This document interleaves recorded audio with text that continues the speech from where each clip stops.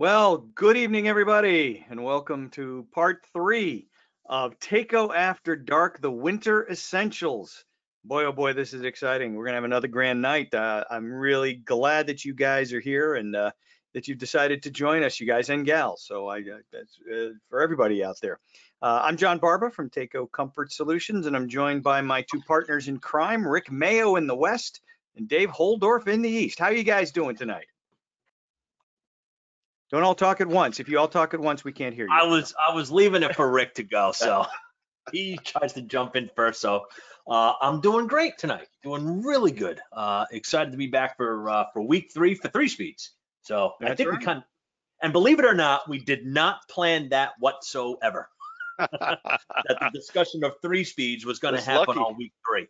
It was just I kind of planned it that way. Well, Rick, how's things out in Nevada? Nevada's good. Warm, 72 degrees. Actually had a nice little walk today and soaked up the BTUs. And I'm back in here ready to talk about circulators and 3 speeds and see all, well, I won't get to see, but yeah, communicate with everyone here. So it's all good. Thank you. Excellent. Very good. Very good. And also joining us we got two guys off screen, Tim Ward and John Messenbrink from our sponsors, Mechanical Hub. How you guys doing this fine evening? Awesome. Doing great. How you guys doing? Doing terrific. And what's the big news with Mechanical Hub this week? What have you guys got going online that people should be checking out? Yeah, I want to pop on screen here. There he is. There he is. Hey, everybody. This is John. I have a face for webinars, as you can see. So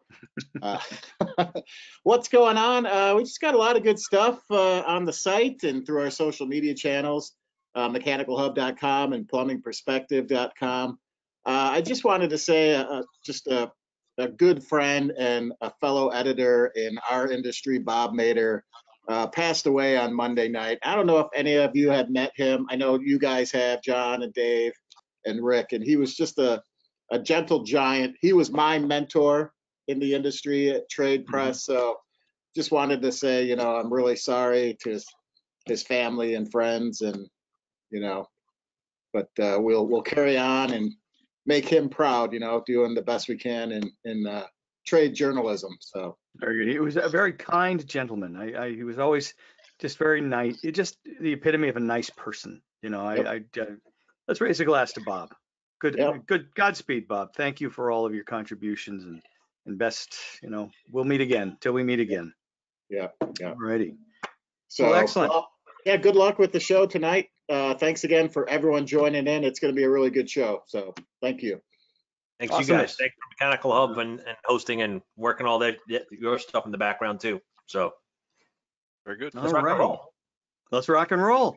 All right, let's get to work tonight. Tonight, we're going to be talking about 3-speed essentials. And no, not the Schwinn Stingray, although that remains to this day the coolest bike ever. My 11-year-old self wanted nothing in the world more than a Schwinn Stingray 3-speed. Didn't get it, but that doesn't mean I didn't want it. I'm going to get one someday.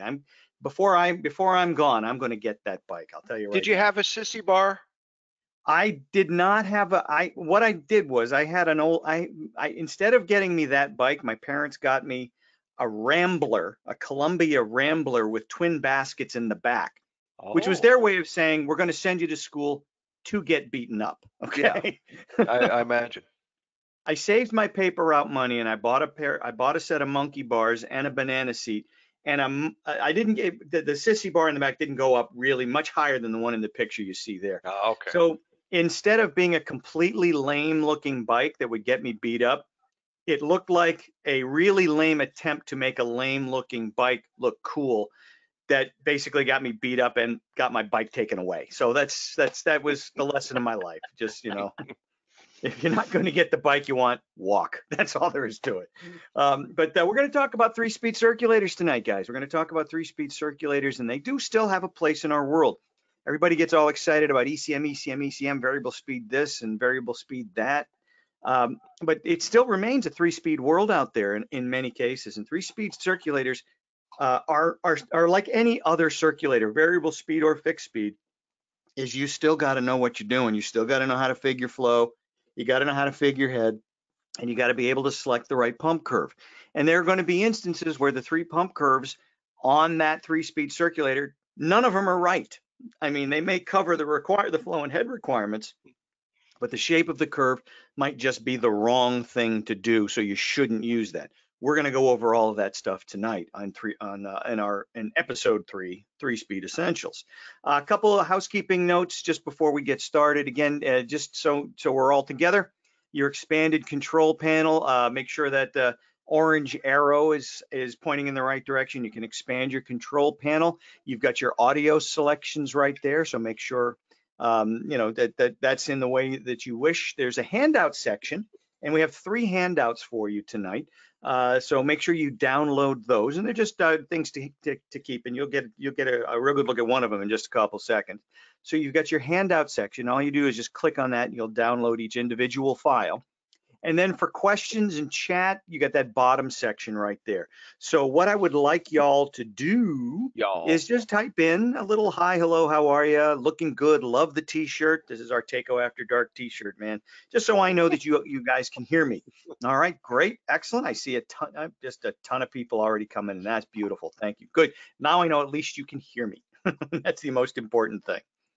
All righty, and if you're on a phone or tablet, okay, if you're on a phone or tablet, here's how it works. You got those little controls down at the bottom. All right, your screens for your webcam and your presentation, that's on the bottom left. Your audio settings, attendees, that's not enabled for your case. And then for questions, obviously, it's just the question mark. You click on that thing and you can type in your question. So cool.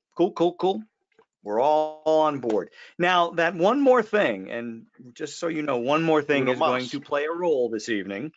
One more thing.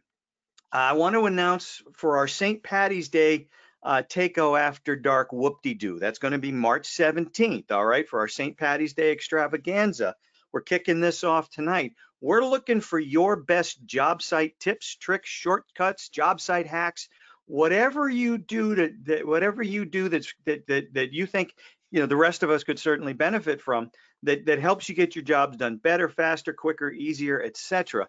Please share them with us, because we're going to sift through all of the app entries, and we're going to share the best ones on our March 17th winter session finale, which is going to be the tips and tricks and job site hacks essentials. So that's going to be Wednesday night, March 17th. Okay, and what you're seeing here, that's some of the prize packages. I mean, we've got some pretty cool stuff. Dave, why don't you go over the prizes, because you've got them like sitting right behind you, don't you? They're right there. Swag man. I wanted to make sure I got my hands on it early. So the last class of the winter session is all about you guys. And if nobody submits anything, we're not doing a class. Hey, we're just drinking.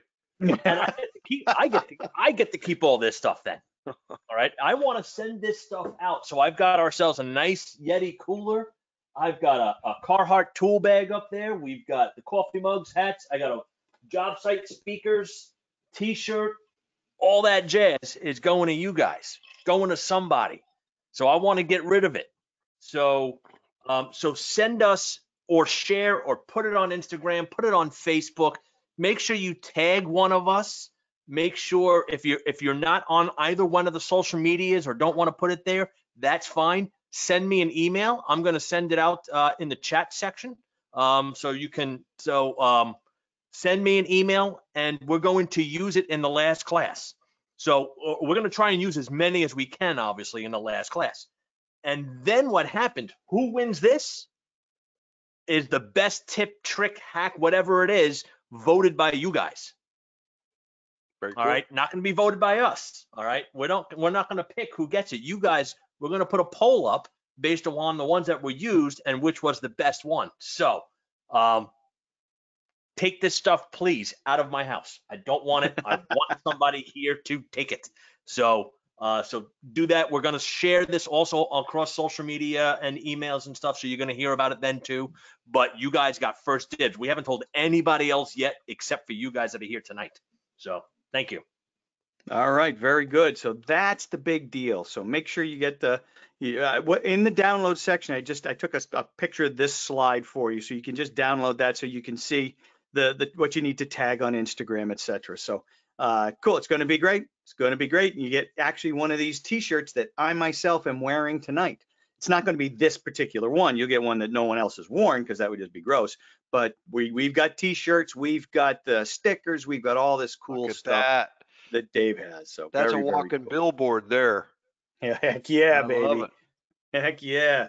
All righty, gang, let's get this show on the road. Let's start talking about 3-speed circulators. And we already had one question come in from Jeremy Nash. Are there any flat curve options when dealing with 3-speed pumps? I've run across mainly steep curve. If there is, what are the options? Primary and zone valve systems. Thank you. Jeremy, you are reading my mind, my man.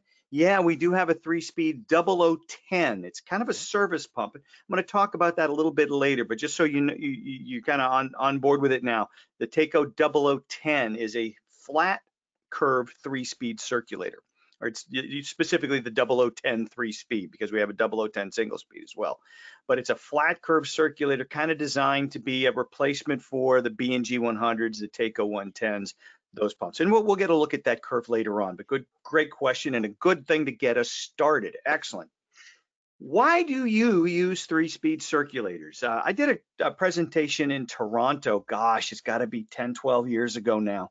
And Canada is a 3-speed nation. And I asked the group, why do you use 3-speed pumps? Give me your reasons. I mean, because they can only run 1 speed at a time, right? It's click, click, click. It's either speed 1, 2, or 3, or low, medium, and high, or whatever you call it.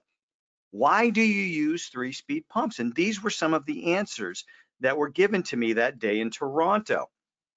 First one, hey, makes pump selection easy. I just use this one because this is the only pump I'll ever need. It's got 3 speeds, which is 2 speeds better than 1 speed.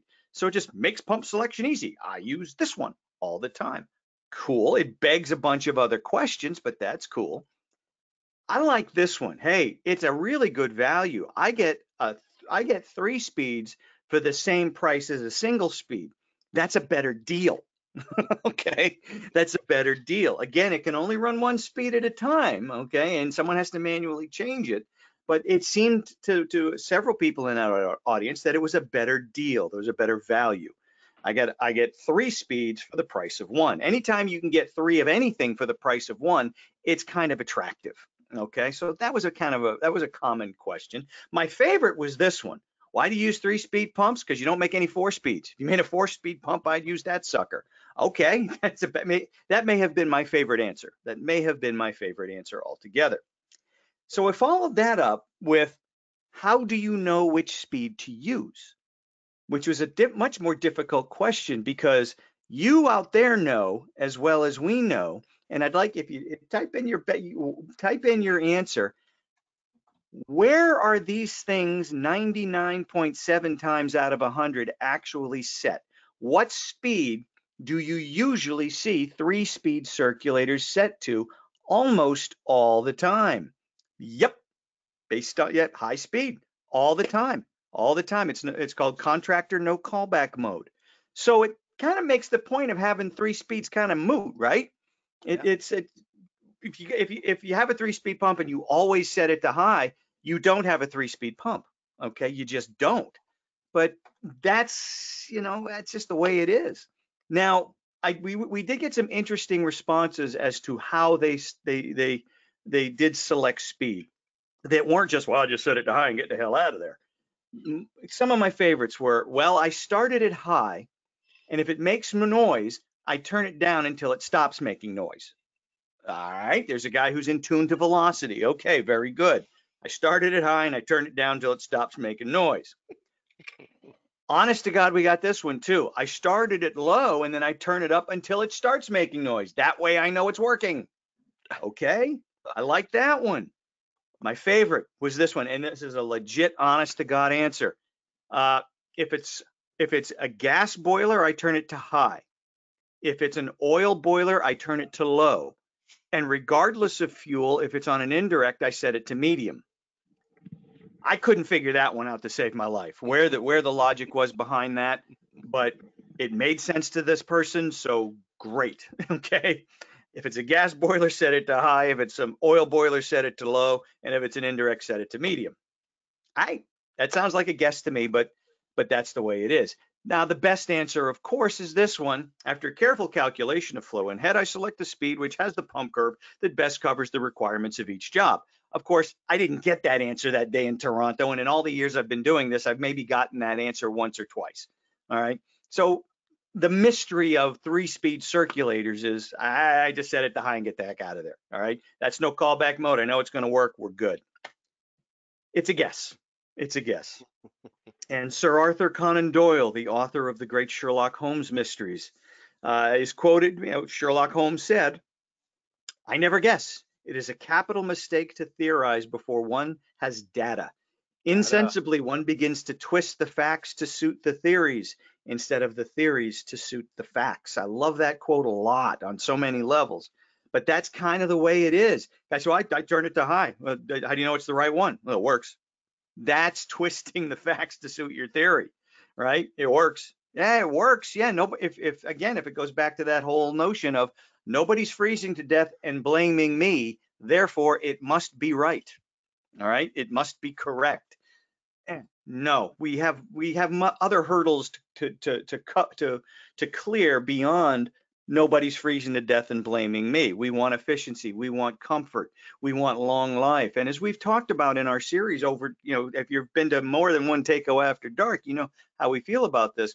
The circulator has more to say about the overall efficiency, performance, lifespan, economy of operation, etc., of the system as a whole than we've ever given it credit for, because that's one of the things variable speed circulators have opened up for us, the ability to see and experience and understand how flow really impacts what the boiler does. Okay, so yeah, you set it to high, nobody's freezing to death, but it might not be the right thing to do, okay, in the big picture for your customer.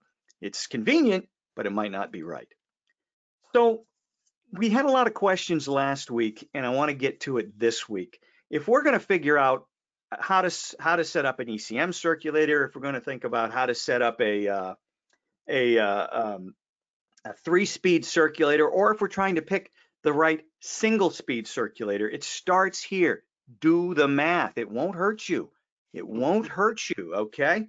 It won't hurt you. Bunnies, puppies, and kittens will live if you do the math, okay? They'll live if you do the math. We start with the universal hydronics formula. This is how we find the gallons per minute flow rate a circulator needs to deliver, all right? The universal hydronics formula states that GPM is equal to BTUH divided by the product of delta T times 500. Let's define those terms. GPM, of course, is gallons per minute. It's the flow rate you need in order to deliver the BTUs required. The flow rate you need to deliver the BTUs required. BTUH, of course, is the BTUs required. If it's a single pump for a single zone, it's the BTU load of the zone. If it's a pump for a zone valve system, it's the BTU load of the entire system. And we design for the design conditions, the worst case scenario, quote unquote, coldest day of the year. All right, so there's your BTUH. That's the numerator. The denominator is delta T times 500. Delta T is your designed for temperature drop of the fluid as it goes through the system. Again, we typically design North American hydronics to a delta T of 20. Okay, meaning the water goes out at 180, comes back at 160. We have an average of 170. If you go with a lower temperature boiler, ModCon, maybe the water's going out at 140, comes back at 120, average water temperature of 130. It's the delta T we design for. There's no magic around 20. It's a convenient number because 20 times 500 is 10,000, and you can divide anything by 10,000. The point here is we want to try, when we select our circulators, it's at a goal of making sure that delta T stays as wide as possible for as much of the heating season as possible in order to enhance efficiency.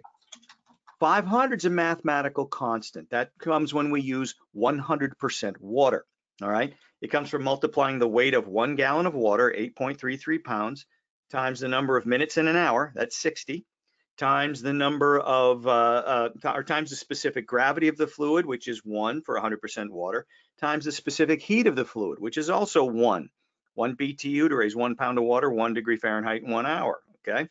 8.33 times 60 times 1 is 499.8. We'll call it 500. All right.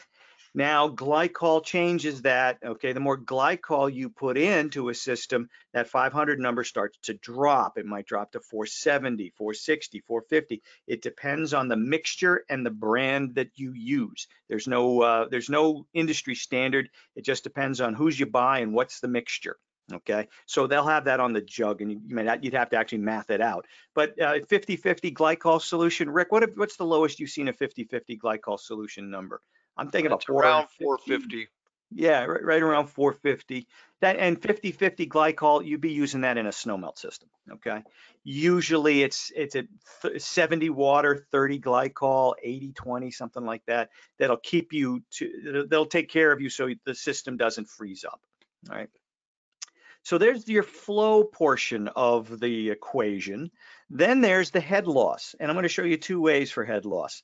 This is the estimating way, When you're in somebody's house and it's 6 o'clock or 5 o'clock on a Friday afternoon and you got to get them a pump and you're trying to figure out the head loss of this zone or whatever it is. It's the length of the loop. And we're going to define the length of the loop as the pipe that starts on the outlet side of the circulator, goes all the way through the system and back to the inlet side of the circulator. That's your measured length. All right. And you're going to estimate this. When you're in someone's house, you're going to estimate this as best you can. It's not a guess. You don't want to guess, but you want to say, hey, if I was pipe, what route would I take to get through this house for this particular zone? And you don't have to be exact. Dave, you have some great advice on this in terms of estimating that length. Oh, never. When you estimate the length, it should never end in any other number but a 0 or a 5. Right. That's right. That means you're spending way too much time estimating the length of pipe it is. All right. You're just going to say, hey, you know what? It's perimeter heat with baseboard. The length of this house is 40 feet. Well, that's 40 feet of pipe. All right. If you take out a tape measure, you're spending too much time doing it right now. Yep. It's just an estimate. It's just an estimate. So you estimate the length, and then you want to allow for valves and fittings and stuff that's in the way, because valves and fittings and stuff that's in the way has pressure loss that's equal to certain lengths of pipe.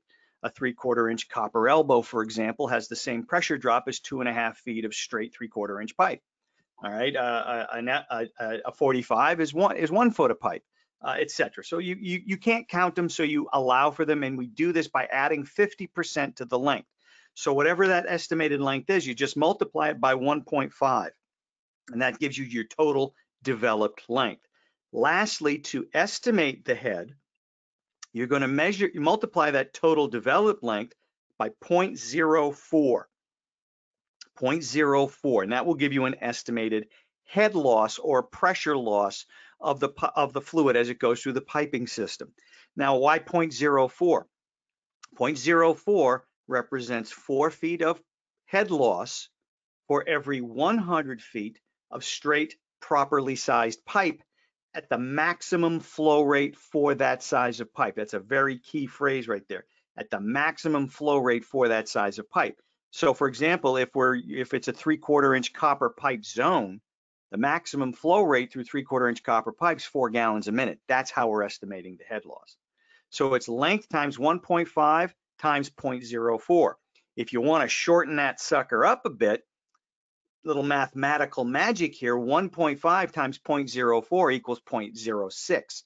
So you could take the shortcut and simply multiply the length by 0.06, but at least now you know why 0.06 is 0.06. Yes, okay? and Bill just commented on that too. He was saying, hey, make that math step one easier. And right. I agree, but if you don't know where the math comes from, then it's a mystery. Yeah, right. You want to never know explain where it really comes from. So I'm always a proponent. If you're gonna do a shortcut math method, you have to understand where that math comes from. So That's 0.06 is just like, just because I told you so. So 1.5 times 0.04. Do it on your calculator real quick. You'll see it's 0.06, and you will not harm a puppy, kitten, or a bunny. All right. So no puppies, no kittens, no bunnies were harmed in the production of this presentation, by the way, too. All right. Rodney's got a question. Yeah, I'm sorry. Go ahead. And Rodney's got a question that you might be covering already, and just saying, hey, it works for copper, but what about PEX? So are you going to PEX, show both, or are you just going to show I just copper don't on show this one? copper here, but after the presentation, I'll dig out the PEX pressure loss chart. With PEX, the best thing to do is to go right to your PEX manufacturer's pressure loss chart. And Yep. what they will give you is the pressure loss in feet of head per foot of pipe at different flow rates. All right. And you just simply multiply the feet of head by the foot of pipe. Okay. By how many feet of pipe you have in that run. One thing to Um, remember though, if you're using a radius elbow, don't count that as an elbow. right. You don't have to. Yeah. The benefit of PEX is that you don't have to use all that many fittings, Yeah. and you're better off not using as many fittings. But the PEX manufacturer will publish a pressure loss chart for the different sizes of pipe at different flow rates. And sometimes it gives you pressure loss per foot. I've seen some that give you the pressure loss per 100 foot. It's the same thing, only different. But then just a little bit of mental math, and that will give you the head loss. All right, I got another question came in from David Collum before. Is this only for baseboard? No, this is anything that's got your hard pipe in it. Yeah. Anything that you're piping up right now. So it's the delta T is going to change based upon your heat emitters that you're doing. If you were doing fan coils, you want to know what the pressure drop or not the pressure drop, but the temp drop design of your fan coil is, which would change the universal hydronics formula. So not just for baseboard, but we do know baseboard is a good chunk of stuff out there. Also, I want to make a comment to a buddy of mine, Harry, that's on tonight. Dude, this part is what I wanted to talk to you earlier about right now. So pay attention here. There you go. Great. Hey guys, excellent questions. Great. Keep them coming. Keep them coming. Clarification. Keep track of them too. I'm paying attention to the question. So that deals with, other stuff that I have down in my basement to give away tomorrow. So. Oh yeah, that's right. That's right. We forgot to mention that. The good, the engagement, great questions, all that stuff that's going to help you tonight. And with what we have to give away, what are we giving away tonight, Dave? We got the t-shirts, the stickers. Yeah, I got some t-shirts, and I also have some of these tool bags too, filled with goodies. So what I'll do is I wish I was in the audience, man. I wish I was in the audience. So what I'm going to do is we're going to at tomorrow. I go through all the numbers and all the stuff that comes down, and I kind of randomly pick 6 winners. All right, and then one of them's the grand prize winner, and it's all random stuff that I'm picking from. So I'm choosing more than what we did last year or earlier. We did just you got one winner a week. So doing a little bit more. I got more stuff to give away this year. Very good. Hey, Todd Raymond actually mentioned there's in your downloads, we have I think we have the Taco heating products catalog, or the Taco products catalog, right? Yes. That's in the download section, right, Dave? Correct, it is. Should be. Page 44, you'll have a PEX pressure loss chart. That's right. Okay, very good, very good. So you can download that right now. You don't even have to look up the PEX manufacturer's chart. We got it right here. Hey, one of the things that David might have been clarifying though, is I'm just anticipating he was talking about like a radiant application. Now, this will help you on the supply and return out to the manifold location, but you need the information based on the manifold, what the links are and the flow per loop and all that stuff. So right. Maybe that's what he was getting at, that, hey, if I got a big long loop that's covering a big area with high flow, it's going to be probably more than that number we're giving you. So you make a good point. So. Yep. Yeah, I mean, with and we can certainly at the end of this presentation we can do a radiant example. I think that we have the stuff we have the presentation set aside, so we can certainly do that if you guys want. But let me get to the copper. All right, this comes from the Copper Tube Handbook, published by the Copper Development Association. Just go on your search, just Google Copper Tube Handbook, and you'll get a link to the PDF here. Table 6 is a pressure loss of water due to friction for types K, L, and M copper at different flow rates. This brings flow rate into the equation as well as pipe size and pipe type. And this gives you your PSI per linear foot of tubing. So you'll find this is the pressure loss in PSI for 1 foot of pipe. Now you multiply that by the total length of the pipe, and that gives you the pressure loss in PSI for that total length. To convert that to feet ahead, you multiply by 2.31. Why 2.31? As we've said before, a column of water 2.31 feet high will have a gauge pressure at the bottom of 1 psi. And also now to remember, just to reiterate, we are dealing, of course, with closed loop systems. Closed loop systems, we don't lift the water. We don't care how high the water has to go. It's already filled, it's already pressurized. We're just making her go round and round, okay, like the motor on a Ferris wheel. Open systems, a little different. Closed systems, we don't care about the lift, okay? So good, we've got the basics down. Let's take a look at a couple things. Here's a pump curve charts for the Taco 0015 3-speed, and for Jeremy, there's the 0010 3-speed, okay, in red. Flat curve, high flow, low head, flat curve 3-speed circulators. The 0015, lower flow, higher head, steeper curve circulator.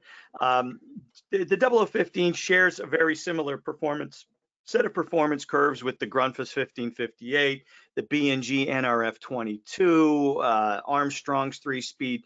Pretty much anybody's 3-speed out there, they're going to be almost identical in terms of performance curves. I mean, close enough to that they're indistinguishable from one another in terms of the curves, okay, the shape of the curves. Whoop. All right, going backwards here. There we go. No. There we are. All righty. So those are the 3 speeds we're going to be talking about today. What I want to go through is how do we know what speed? So we're going to say, all right, say I got a big honking zone of fin tube baseboard, just a big old honking zone of fin tube baseboard, or panel radiator, or anything you're going to be that has a lot of BTUs on it. Okay. Radiant's going to be a little different because we're dealing with long runs of PEX, but just this could be a high BTU load going through an air handler. This could be a high BTU load going through radiators, you know, cast iron baseboard, cast iron radiators, anything in a series loop at this point. That is what we're going to be referencing here. So fin tube is simply just the example that we're using. So if I got a really, really, really big zone of fin tube baseboard, man, don't I need high speed? That's when I'm going to need high speed, right? Well, let's figure that thing out, okay? Let's say I've got a zone of 30,000 BTUs. Now, I don't know about you, but 30,000 BTUs to this cowboy is a pretty big zone. All right, there are bigger zones, yeah, but 30,000 BTUs, let's think about it. I mentioned this, I think it was last week. My old house in Minnesota was 2,400 square feet. In Minnesota, all right, Minnesota, where it gets down to 15 below for a design temperature, outdoor design temperature. House was not anything special. It was built in the late 70s. It was not super insulated or anything like that. Not out of the ordinary for that part of the country. The total load of that house was 44,000. Okay, so think about that. 30,000 BTUs, big honking zone in reality. Yep. That comes out to about, let's say, 80 feet of baseboard, okay, or however many feet of cast iron baseboard, however many panel radiators, whatever we have in series here. But we're going to presume 80 feet of baseboard in this example, with a total run of 160 feet. That's the run from the outlet side of the circulator all the way through the house, through that baseboard, and back to the inlet side of the circulator.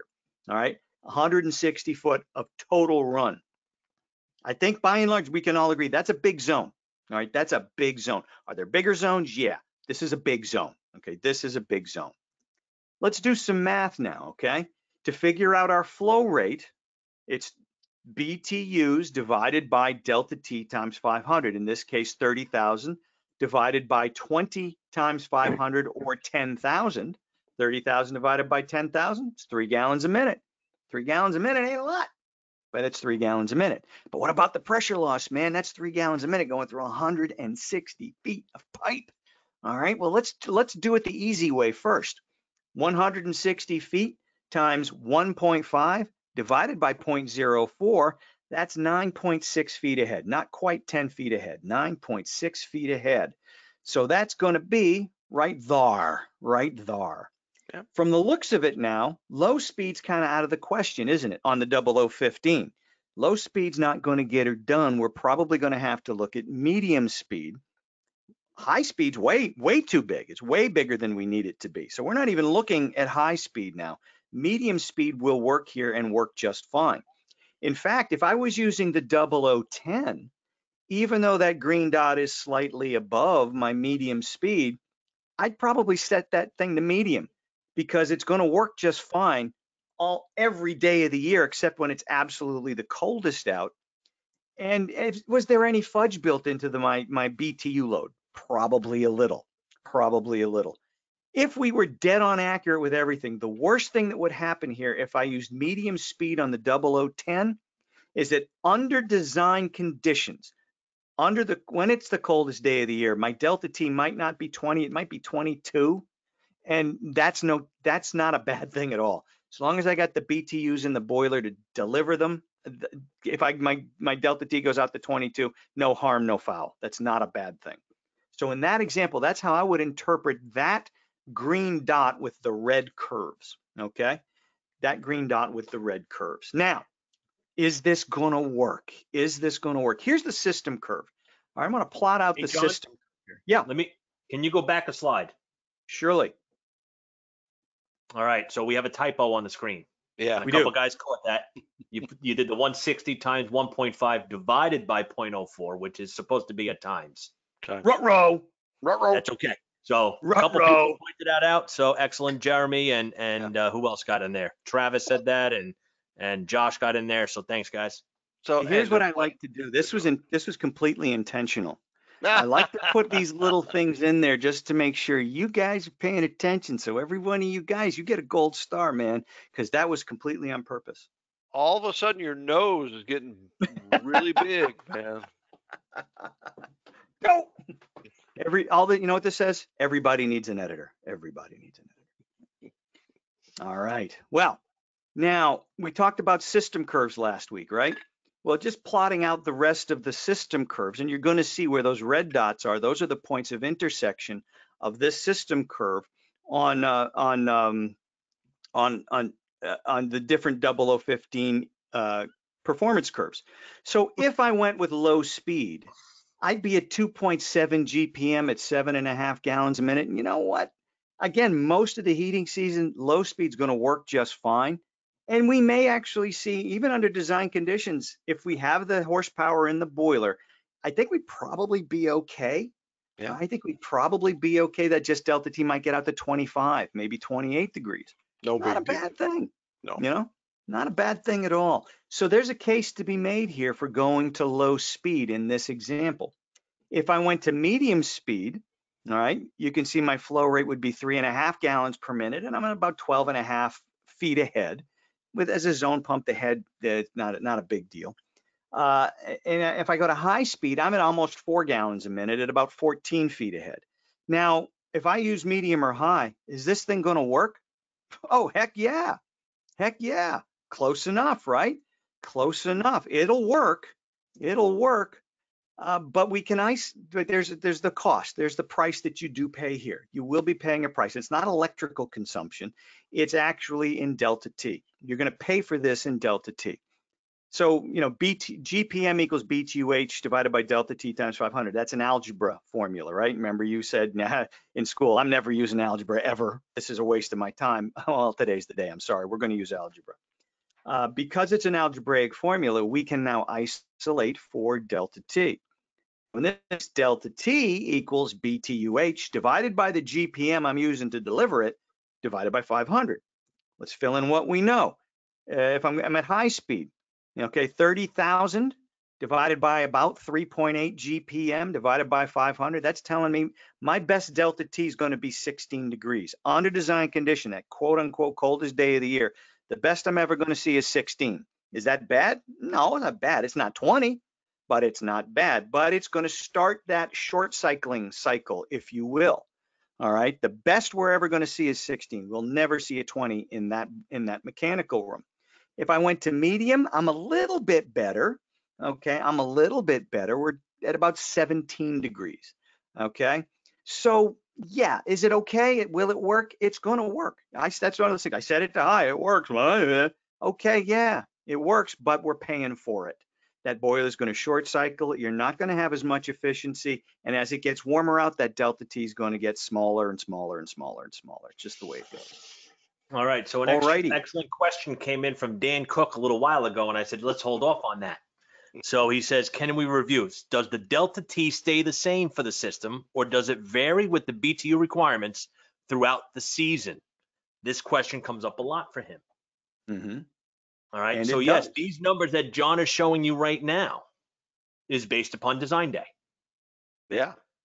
This is the best it would ever do. As it warms up outside, that delta T is going to shrink. And Going to why get does that smaller. delta T shrink? Because the BTU load shrinks, but the flow rate stays the same. Yeah. So That's it's right. 50% load. Okay, instead of 30,000 BTUs, we're at 15,000 BTUs, but we're still delivering 15,000 BTUs with 3.8 GPM. Yeah. If you do that math, you'll find that your delta T is going to be 8. 8. Yeah. And we spend 50, I think we spend, what is it? We spend 50% of the heating season at 1/3 load or less. All right, 1/3 load or less. So we're going to spend half of the heating season, maybe a little more than half of the heating season, with delta T's less than 5. All right. You want to know why boilers short cycle? That's why boilers short cycle. Okay. That's why boilers short cycle. And as we said, that's only an estimate. Okay. That's not reality. That's an estimate. It's only an estimate. And boy, you can tell I had fun putting this together today, right? Let's take a look at the real deal. All right. What is the real deal? 3 gallons a minute. Oops, I'm sorry. 3 gallons a minute should be let's go back one. 3 gallons a minute with 3/4 inch M is 0.009. 0.009. And I didn't update this. 0.009. We come up to, it says here 8.3 feet ahead. Actually at 0.009, we're going to get down to around 6 to 7 feet ahead. All right.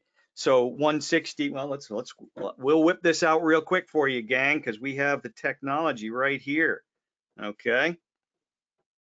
So 160 times 1.5 for the fittings times 0.009 equals 2.16 PSI times 2.31. We're at 5 feet ahead. I'm sorry, we're at 5 feet ahead. So in reality, we need 3 gallons a minute at 5 feet ahead. Now that's why that, you know what, that low speed is going to be dandy.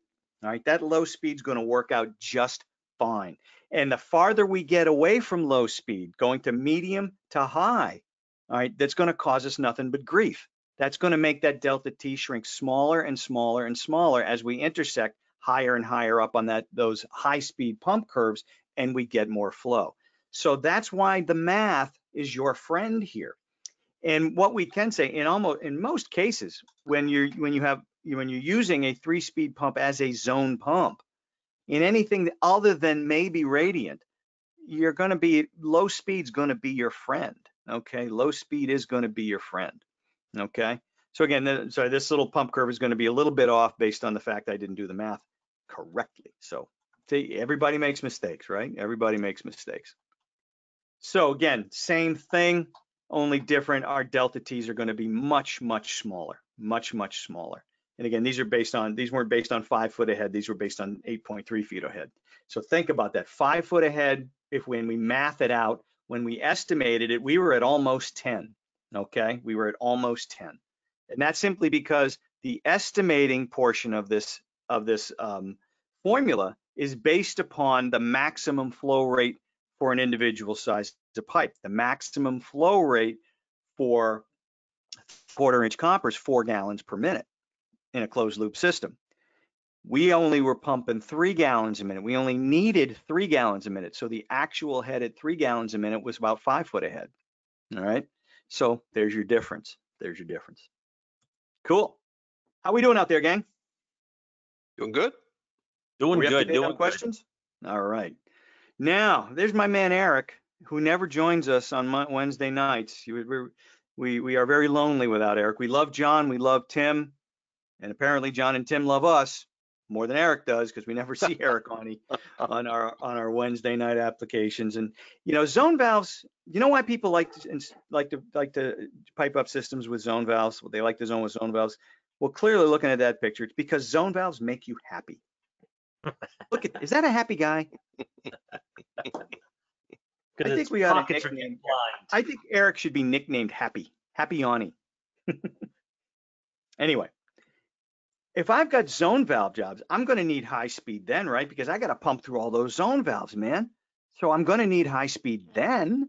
Well, an important point, very important point. In a zone valve system, it's what we call a parallel piping system. So what that means is I only need to size my circulator for the worst case head loss zone. I have to, the flow is cumulative. I have to presume that all of those zones will be open at once, and I have to deliver the total flow rate for the job. So flow is cumulative, but head is not because of the parallel nature of the piping system. Let's say I have 3 zones. I have one zone that is 5 foot ahead, one zone that is 4 foot ahead, and one zone that is 3 foot ahead. Well, I don't have to add 5, 4, and 3 together and have my pump do 12 foot ahead. Look at it another way. If my pump can overcome 5 foot ahead, well, can it overcome 4 foot ahead too? Yeah, it can. Yeah. If it can overcome 3 foot ahead, it can. If it can overcome 5 foot ahead, it can overcome 3 foot ahead as well. So in a parallel piping system, the water doesn't have to go through at one time all 3 zones in a series. I've got some water going through my 5 foot ahead zone, some water going through my 4 foot ahead zone, and some water going through my 3 foot ahead zone. Only size the pump for the worst case head loss zone. You don't have to add them all together. That is a big difference when it comes to sizing a pump for zone valve applications. You don't generally need that large, that high of a head kind of a situation. And when we're talking about fin tube, again, radiant with manifold actuators, it's going to be the worst case loop on that zone. Okay, it's going to be the worst case loop on that zone. You don't add all those together either, but you do have to factor in the worst case loop and then add in the head loss for all of your supply and return piping that would be in series with that loop. Correct. And so that you would add together. All right, I want to go back here and I'm missing a slide here. It's going to be the Takeo After Dark Wednesday night murder mystery. All right, we're going to play Columbo. We're going to put our inner Columbo on. And this is a system that we were working on that I remember getting a call on and tried to help out.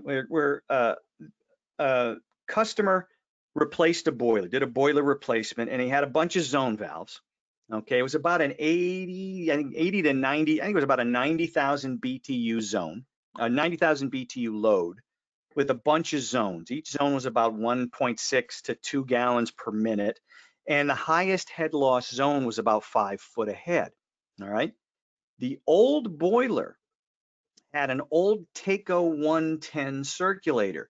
Okay, it had this guy right here, an old Takeo 110 circulator that could go up to over 30 gallons a minute, but it maxed out at about 7 feet ahead. Okay, really good pump for zone valve jobs, but that's a different discussion. When they replaced the boiler, they decided to go 3-speed because the prevailing theory was a 3-speed pump was the only one you'll ever need because it had 3 speeds. And the wholesaler said to me, he says, well, yeah, 3-speed pump is like, low speeds a 006, medium speeds a 007, high speeds a 008, right? No, wrong, not even close. They're just 3 different variations on the same shape curve. So what he did was he put in this 3-speed pump. The problem was zone valves were banging like hell. When they would close, they would bang like hell. They didn't bang with the 110. The minute they put in the whole new system with whole new everything, guy told me best of everything, 0015 was banging at high speed. They turned it down to medium, banging at medium speed, turned it down to low, banged at low speed. Say, well, there's got to be something wrong with that Takeo pump. Let's take the Takeo pump out of there and let's put in a Grundfos 1558. The Takeo pump's obviously the problem. So it's got to be a 1550, let's put in the 1558. Well, they put in the 1558 and Glorioski, it was still banging away. All right, even at low speed. And the wholesaler called me up and he told me this story. And I said, and he said, we have a problem here. And I said, wait a minute, Ed. What pump's in there now? He said, well, it's the Grundfos. And I said, Ed, how do we have a problem? I don't see how we have a problem. He said, oh, come on, man. And I said, well, who's your friend? Who'd you call? Who's your friend? He goes, you. Okay, I'll help you out just to understand who you called. Why? Why were the zone valves banging? Why were the zone valves banging? All right. Can Colombo figure this out? You know, do you think, Dave, could Colombo figure this out? Rick, could Colombo figure this one out? Do you need to be Colombo to figure this one out? Only right at the very end of the episode would he figure it out. Yeah. That's right. Now he knew. Now, come on, you know Colombo. He knew within 5 minutes of meeting the murderer that was the murderer. He just spent the rest of the show trying to nail him. Hey, love hold the- on, that's profiling. Yeah, maybe, but he knew. He was never wrong. Not at least not on TV, right? So why were they banging, guys? What do you think? Why were they banging?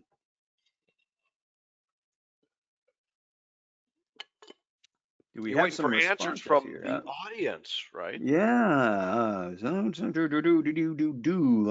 Let's see. High head, slamming shut, too much head pressure. Head's too high. You guys got it. Yeah. You guys got it. It's a steep curve pump. That's right. That's right. And here's the detail here. So again, here's your low. Here's where we were intersecting the pump curves with all zones calling and with just one zone calling. All right. Here's how we were intersecting the pump curve with the Takeo 110. And you could see like, big changes in flow, very small changes in head pressure differential created by the circulator.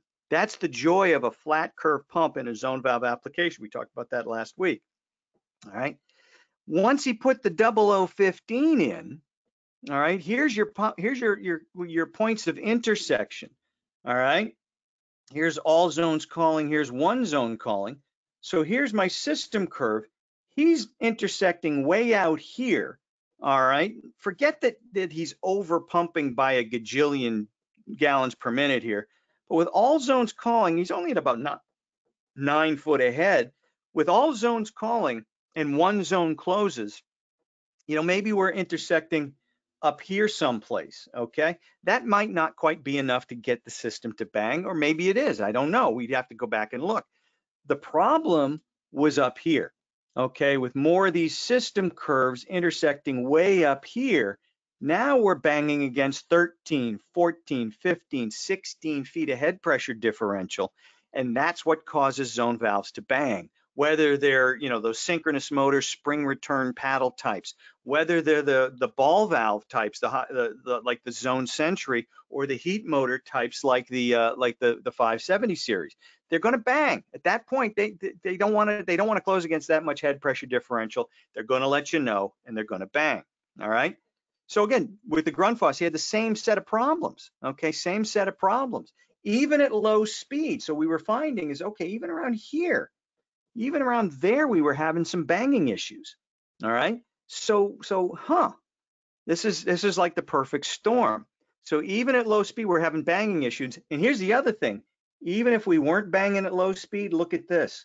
At low speed, this is the best you're going to get in terms of flow, and BTU delivery might not be enough to heat the zone. Again, depends on how wide that delta T gets and what we would see. So the banging zone valve was caused by the wrong pump. Okay, it was caused by the wrong pump. Now, if we were to do it this way, okay, looky-loo right here, okay, with the 0010, you see it's intersecting at the same spot, but it's a flat curve pump. So we're intersecting at about 7 feet ahead. And if we go over here, we're intersecting at less than 10. I bet you dollars to donuts, there's no banging there. There will not be any banging. Okay, that would take care of the problem. In fact, what he did was he put a 007 on the job, and that took care of it. It was just enough to make the banging go away. And so, the 007 is close to your 0010 on speed medium there. Yeah, right. It's I'm sorry, not low there, but medium. It's close to the medium speed right there. Yep, you're right. Okay, in fact, it's right here. So there you go. There you go. There you go. And you can see it made Colombo very, very happy. So now he's puffing away.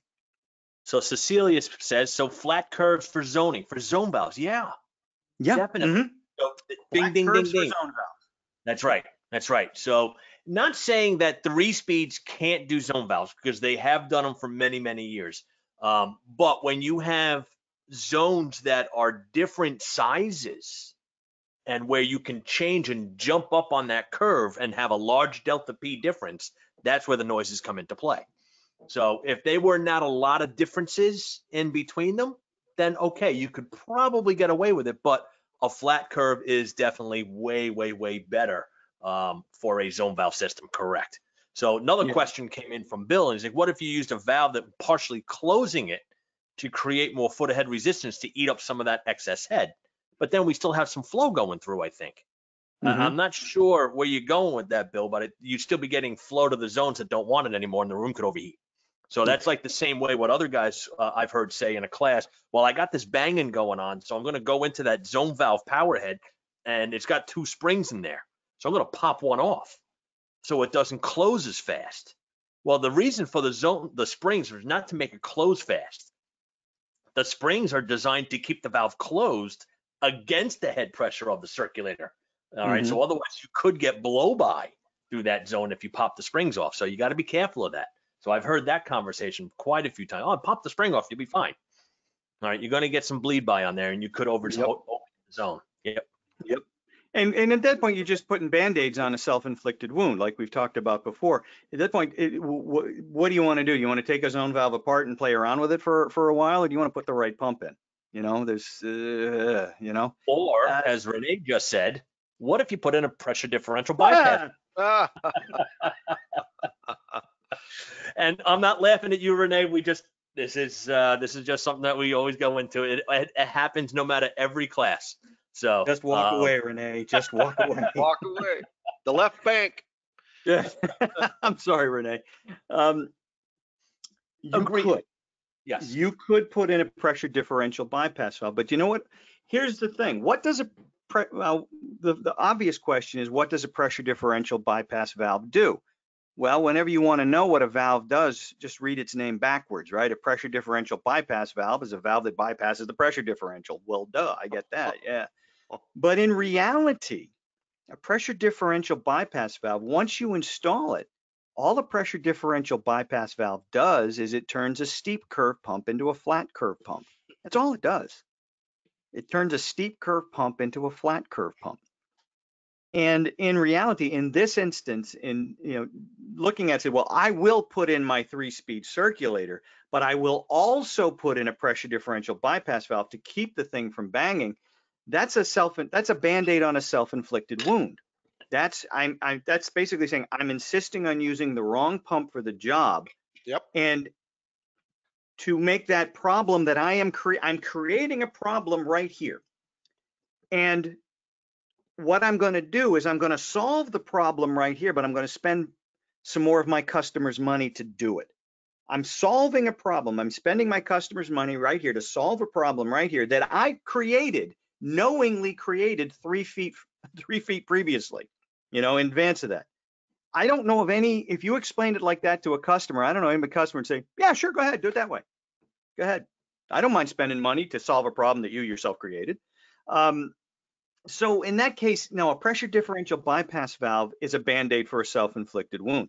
I've heard people say, well, why don't you just, rather than take out the pump that I put in, why don't I just pipe in a pressure differential bypass valve to solve the problem? Well, okay, that will solve the problem, but it might be the most expensive solution there is to the problem because you have to drain the system. You have a significant amount of invasive surgery to install the pressure differential bypass valve. You got to refill, repurge the system, go through all of that rigmarole, and then you got to figure out how to set the thing, which is no easy task either. Or you could just take out the wrong pump and put in the right pump, okay? We call it the hydronics hokey pokey. You take the wrong pump out, you put the right pump in. All right, that may tell you a little bit more about what I do in my spare time than you need to know, but still, that might be the fastest, simplest, cheapest, easiest solution. Okay, especially if you have isolation flanges. Now I know people who would rather give up a kidney than replace a pump that they just put in and admit that it was the wrong pump. They'd rather give up a kidney than do that. But if it's time and money, I think the fastest, quickest, easiest, and surest and least expensive ultimately solution is to take the wrong pump out and put the right pump in. Rodney makes a good point. Say again? Rodney makes a good point. He says, yeah, but if the engineer specifies it, draws it in the detail and everything, Rodney, you're right. You're going to put in what the engineer wants, and then you're Yep. going to charge him a change order when it doesn't work right.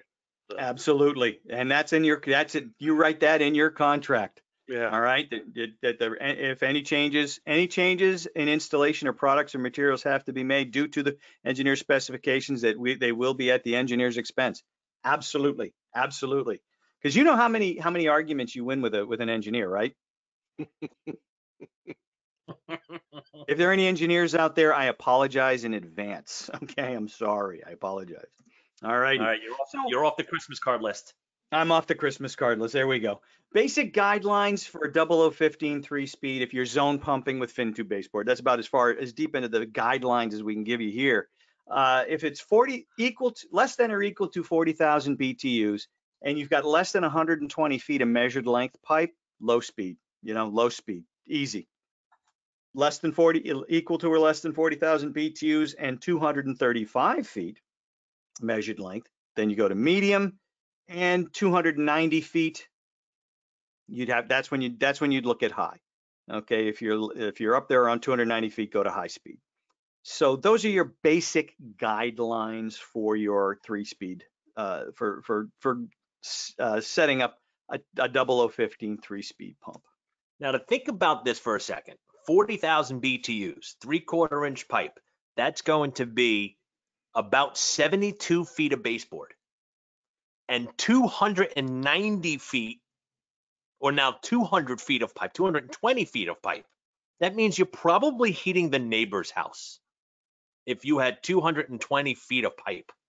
I'm not saying it's impossible, but it's kind of hard to really need a baseboard zone with 70 feet of baseboard and 220 feet, 110 feet away. Okay, so just something to think about there. Very good. Very good. All righty. Just a couple of other 3-speed pumps to let you know about. We have the 0015, which is down here. Okay, this is the 0015 right here. And then we have the 0013 3-speed, which is up above. Okay, the 0013, which is, you might think, well, logically the 15 should be bigger than the 13, but in this case, the 13 is bigger than the 15 because the 13 was there already. Okay, and we just added a 3-speed version of our single-speed 0013.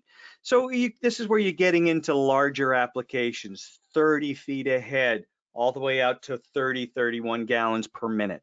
Okay, now you might be using these, we might be looking at really large radiant systems. You might be looking at snow melt systems. Rick and Dave, what other types of applications have you seen the 0013 used in? Like a little braze plate heat exchanger has a lot of pressure drop depending on what they're doing. Sometimes you'll need things like that. So, yeah. Very good. Very good. And then we have our flatter curves. Even though these don't look that flat, you just have to understand the scale down at the bottom. Okay, so they are flatter curve circulators. The 0010 3-speed is the one we already talked about, and then its big brother, the 0012. Again, now we're talking maxing out at about 14 feet ahead, but we're going way out into the 40s for GPM. Okay, so this is again a high flow, low head type of an application. And again, what types of applications would you see these in? That was for Dave and Rick. Oh, sorry. Okay. I was doing something else. Oh, sorry, I didn't mean to keep you. No, he's typing. So high flow, low head situations. Again, I might have some of the old indirects that I used to sell quite a few of, have very low pressure drop and need lots of flow because you're trying to transfer a bunch of energy. So again, depending on the heat exchanger configuration, this might be excellent for those low pressure drop applications. Very good. Very good. All right. Coolness. Okay. And again, there's your Takeo 0012 and 0013s. Again, now take a little closer look at the curves. And there you see the 0013. A little higher head, lower flow, and the 0012 is lower head and higher flow. And again, just to remind you, just one more thing, don't forget the St. Patty's Day extravaganza, man. Get out on Facebook, get out on Instagram, email Dave with your tips and tricks, and submit those to win the big package in our March 17th St. Patty's Day finale for Takeo After Dark, the Winter Essentials. Be a wiener. Be a wiener. That's right. Be a wiener. That's a wrap on tonight, guys. That's a wrap on tonight. There's my man Columbo. He's a good man. That was one of my favorites. Absolutely one of my favorite shows. So, alrighty, let's get rid of the presentation. Don't do that, actually, no, because we got to go back to one of the questions that was earlier was PEX. So, but you could also take a look at the PEX pressure drop charts in the takeaways book, which also had the copper tube handbook chart in there too. So the takeaways had it, as well as the catalog in the back of the catalog had it also. So we've given you plenty of information to take a look at that, but we wanted to review pressure drop with PEX tonight. Also at the end of class. You guys, I'm going to stop sharing my screen. I will get that presentation up. If you guys want to take over the con here, I'll go grab that presentation and I'll be right back. There's another, you folks look up the Plastic Piping Institute has a nice calculator on their, excuse me, their website. And remember, it's a Plastic Piping Institute. They have lots of different pipe other than PEX. So you have to kind of drill down to what pipe specifically you want to do the pressure drop calculation on. But they ask all the right questions. You're going to give it the flow. You're going to give the temperature, the average temperature of the fluid. You know, the length it gives. It's even a nice little thing to, you know, they'll ask you about the number of elbows and that sort of thing. So that's just another non-proprietary view of product and what the pressure drop results will be. So just another one to look up.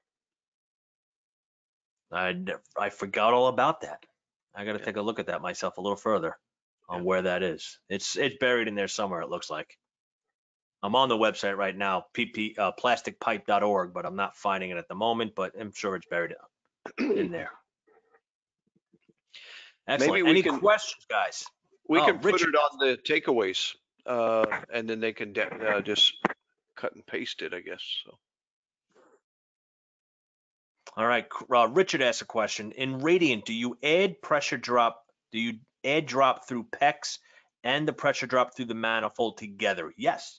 Yeah. You need to add them together. Yes. The charts, these charts are going to show you just the pressure drop through the pipe itself and the length of pipe that you have. Then, depending upon which manifold you have, is also going to have associated pressure drop. And then you need to take into account the length of rigid pipe it took to get to that manifold from where the circulator is. And then also take into account the pressure drop of the mixing valve if you have one in there too. So there is quite a bit of pressure drop when it comes to radiant floors, and that's why a lot of times we may see radiant floors looking for a 3-speed circulator, not necessarily looking for 3-speed, but looking for a high head circulator. And you know what? This whole section of this presentation comes from our factory training class, and we're going to walk right through that whole thing. All right, we're going to walk through that whole portion of it of adding the additional head loss. But I wanted to show you the PEX pressure loss chart that they were referencing. This specific one comes from Mr. PEX. All right, that's from their design manual. If any, and the good thing about this is it's pretty much going to be universal to all of the different PEX manufacturers. If they're making an SDR9 PEX tubing, the pressure drops are going to be the same because the dimensional ratios are the same. It'd be like copper; it's the same size. So in the example I'm showing in here, we were talking about using PEX to pipe up some radiators. I just want to show you what it might be for a radiant system. Okay, so let's say I've got 5 loops on a radiant manifold. Okay, and they range in flow on that manifold from 0.4 GPM up to 0.8 GPM. We're not talking about a lot of flow rate here, you know, because we've split it up for these different rooms, for the different loops. Okay, so this is just one per loop, and a loop might be covering a rather small area. So let's say the longest loop is the point is 0.8 of a gallon, and I'm using 1/2 inch PEX. So 0.8 of a gallon and 1/2 inch PEX, my pressure drop for 1 foot of pipe is going to be 0.02. Okay, 0.02 feet of head for 1 foot of pipe. And let's say that loop is 270 feet long. So 200, and that includes, 270 feet in the from start to finish. So 270 feet times 0.02 is going to give me the head loss for that worst case loop. All right, and let's figure that out. 270 times 0.02 equals 5.4 feet ahead. So that's my worst case loop on that manifold is 5.4 gallons per minute. All right. Hey, John. I'm sorry, feet ahead, 5.4 feet ahead. That's my worst case loop, 5.4 feet ahead. Yes, sir. That chart though doesn't say feet of head. I'm just noticing something. It doesn't say feet ahead. It is feet ahead. It doesn't say feet ahead, that, but this is feet ahead. Yes. Okay. All right. Cool. It's not PSI. This is the chart. This Mr. Pex does express it in feet of head. Okay. Cool. Okay. All so right. It's 0.02 feet ahead per foot of pipe times 270 feet. So my head loss just for that loop of PEX is 5.4 feet of head. Now I've got a bunch of other loops on there, but as we said earlier, that's a parallel piping system. I don't have to add them all together.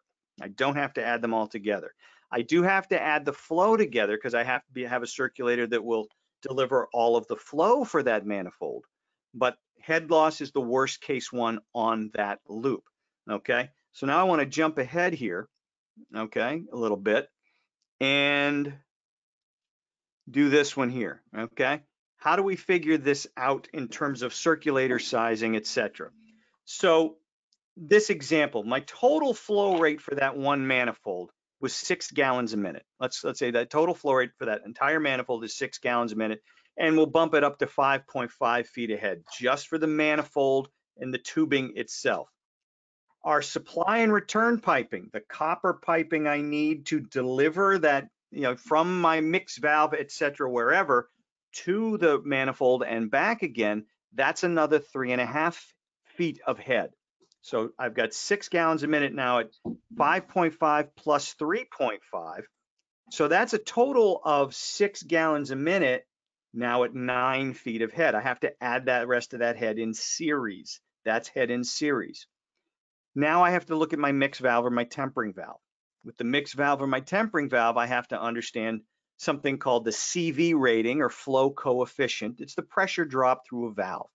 A CV rating is actually the flow needed through a piping component to create 1 PSI worth of pressure drop, and 1 PSI worth of pressure drop is worth 2.31 feet of head loss. So I need to look at the rating on the valve, and then I need to know this math. Flow, the actual flow rate through a valve, divided by the CV rating of the valve, squared. So flow divided by CV, whatever you come up with, you square it, then you multiply it by 2.31, and that gives you the pressure loss in feet of head through that valve at that flow rate.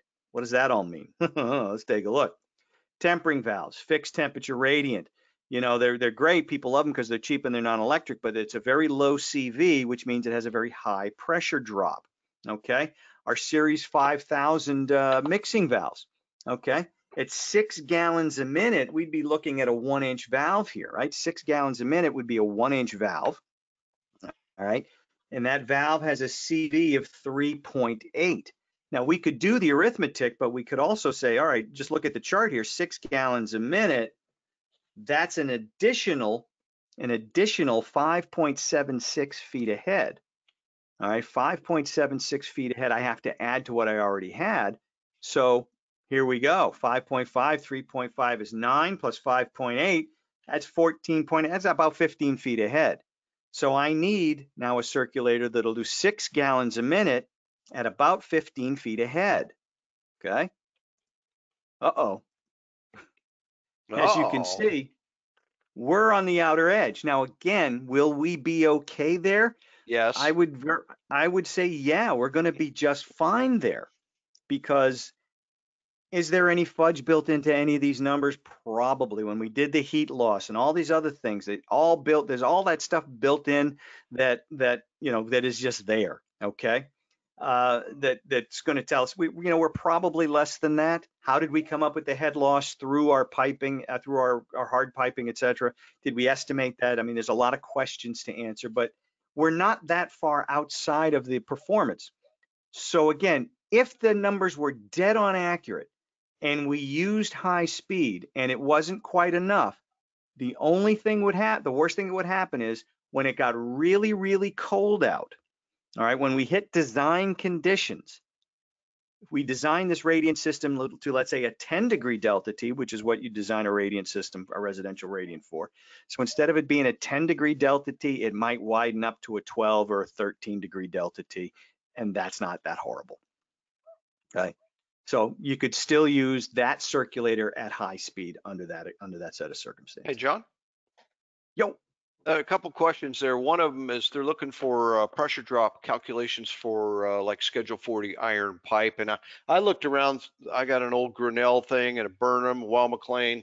A lot of those will have that in there. But I think if you just do a web search on pressure drop for steel pipe Schedule 40, you'll probably find all kinds of stuff. And the other thing had to do with kind of a secret, well, B&G's circuit balancing wheel. John, is what John's pointing out right there. The system sizer wheel will help you. Yeah, that's all based on steel pipe.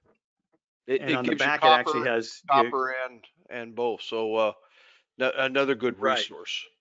But how many, this is kind of not a trick question, but how many believe that the longest loop on the manifold will have the highest pressure drop if the manifold's serving multiple zones? Give me an answer, folks. How many people feel the longest loop on the manifold will be the loop that has the greatest pressure drop on a manifold that serves multiple zones? Yeah, what do you think? Just it's off the top of your head kind of thing. I mean, intuitively you would think, yeah, I got probably yes, as long as the tubing size is the same. See, that's kind of what we want you to start thinking about. Okay. But doesn't flow have something to do with the total amount of pressure drop? What if I had a shorter loop with higher flow where the resultant pressure drop was higher than the loop that was longer? Happens all the time. So don't you think just because the loop is longer, it'll have the higher pressure drop if it's serving multiple zones. We're talking about having telestats or actuators on the manifold that open and close and such. So again, the software that you're using from the tubing manufacturer usually tells you everything you need to know. Dave was talking earlier about all the things that need to go into a cumulative head loss calculation. We need to know what the loop that has the highest, and we need to know the manifold, the CV. Actually, the manifolds have a CV. And that's built into that calculation. Then we have the supply and return and all the incidental things, near boiler piping, et cetera, all that good stuff, right? So that software will normally give you the ability to come up with that total head calculation that includes all those things that have to be calculated. So just a little trick there, a little trick question to get you to scratch your head a little bit. Yeah, that's a really good point, Rick. I remember when we used to teach radiant design when we were with Worsbo, would be the longest loop on a manifold isn't necessarily the highest head one if the flow rate is very low. You could have a short loop that has a higher flow rate that has a higher head loss. So you can't. You're right. You can't always default that. Yeah. So that's a really good point. That's a really good point. One question here is, Bob said you can set your flow individually per loop with the manifold. Well, yes and no. Yes and no. Here's another question. How many of you believe that those valves on manifolds are actual circuit setters? Because they're not called flow. They don't really set the flow per se. What they do is they're balancing valves. They're balancing valves. So what they do is they essentially trick the water into thinking all of the loops are the same length. All right. They basically just trick the water into thinking all of the loops are the same length, so there's no shortcuts. So we get flow through all the loops. That's what those things are really meant to do. And then your zoning takes care of the flow. Your manifold actuators take care of your zoning on that manifold. So interesting. I remember when we were teaching that, and it dawned on me that we weren't setting the GPM. We were just tricking the water into thinking all the loops were the same length, and everybody was happy, right? Yeah. Yeah, it's Here's a another good dynamic question. balance. Yep, there you go. And yeah, you can't just, if you wanted to change something, you can't just tweak the flow on one of those, because you'll screw up the flow through every other loop on that manifold. Indeed, it's called a balancing act. A balancing act. There you go. There you go. All right. Here's a good question from Cecilia. Another good one. If this pump 0015 will work under that condition, even when it looks out of the curve, when do you consider that the point is too far and you'd have to go to a different model? Now, that's a really good question. We're actually That talking is a about that really today good question. on a domestic water thing. You know, we're saying, what could we push that? You know, like in this case, we're a little bit higher. Are we 5% Right. higher on the pressure? You know, everything that we use from a balancing standpoint usually says some kind of get out of jail weasel clause thing that says, oh, we're accurate within about 5%. So 5% is considered within our industry acceptable. So if our duty point was 5% higher than what the pump curve, would it still be acceptable? If you ask me my opinion, absolutely, because remember how much fudge that we have in all these numbers anyway, especially if you're using valve and fitting factors. That's absolute fudge. Yep, you're absolutely right. That multiplied by 1.5, it is a conservative overestimate. Yeah, right? absolutely. Yeah. We're estimating this conservatively so we don't get in trouble. And that goes back to that. If you really want to know, then you go in and you count the different types of fittings, figure out the equivalent length of pipe, and include it that way. So I would say, I mean, seriously, if you're out in that area somewhere, again, the worst thing that's going to happen, and only when it's really cold, is that your delta T is going to get a little wider. Now, if my requirement was way the heck up here, I think now we're getting a little out of control. We're getting a little out of what we would consider reasonable. Okay. And if that did happen, if you did install a circulator where your design point was way out there, guess what? It's going to work probably 70, 80% of the winter. Mm-hmm. So people won't know that it's not working until it gets really cold. And here's the scenario. Here's the funny thing that happens. So once it gets really cold, all of a sudden, as we've all experienced, most of you guys out there, the last couple of weeks, you've been busting horns and keeping the heat on for people, right? Things are getting taxed across the entire country. And you're getting phone calls saying, can you come to my house? It's 42 degrees in there, inside. Yes, I will hurry up and get there and do the boiler replacement, whatever needs to be done. But then the homeowner that has this system installed says, oh, my house isn't keeping up. It's about 67 in here. I have it set for 70. It's 67. It's not keeping up. Well, you're on a job site where it's 42 degrees inside the house. Which one's more important? Sure. The house is 42 degrees. So as time goes by and you say, all right, I'll get to you when I can. I'm sorry, but I got a lot of freeze ups. And for the most part, you know, if they're a good customer of yours, they'll wait for you. If they're not, they'll make other phone calls. But you get there in 3 or 4 days, 2 days even, you know, and a lot of times it warms up and then all of a sudden you walk in the house and everything is fine.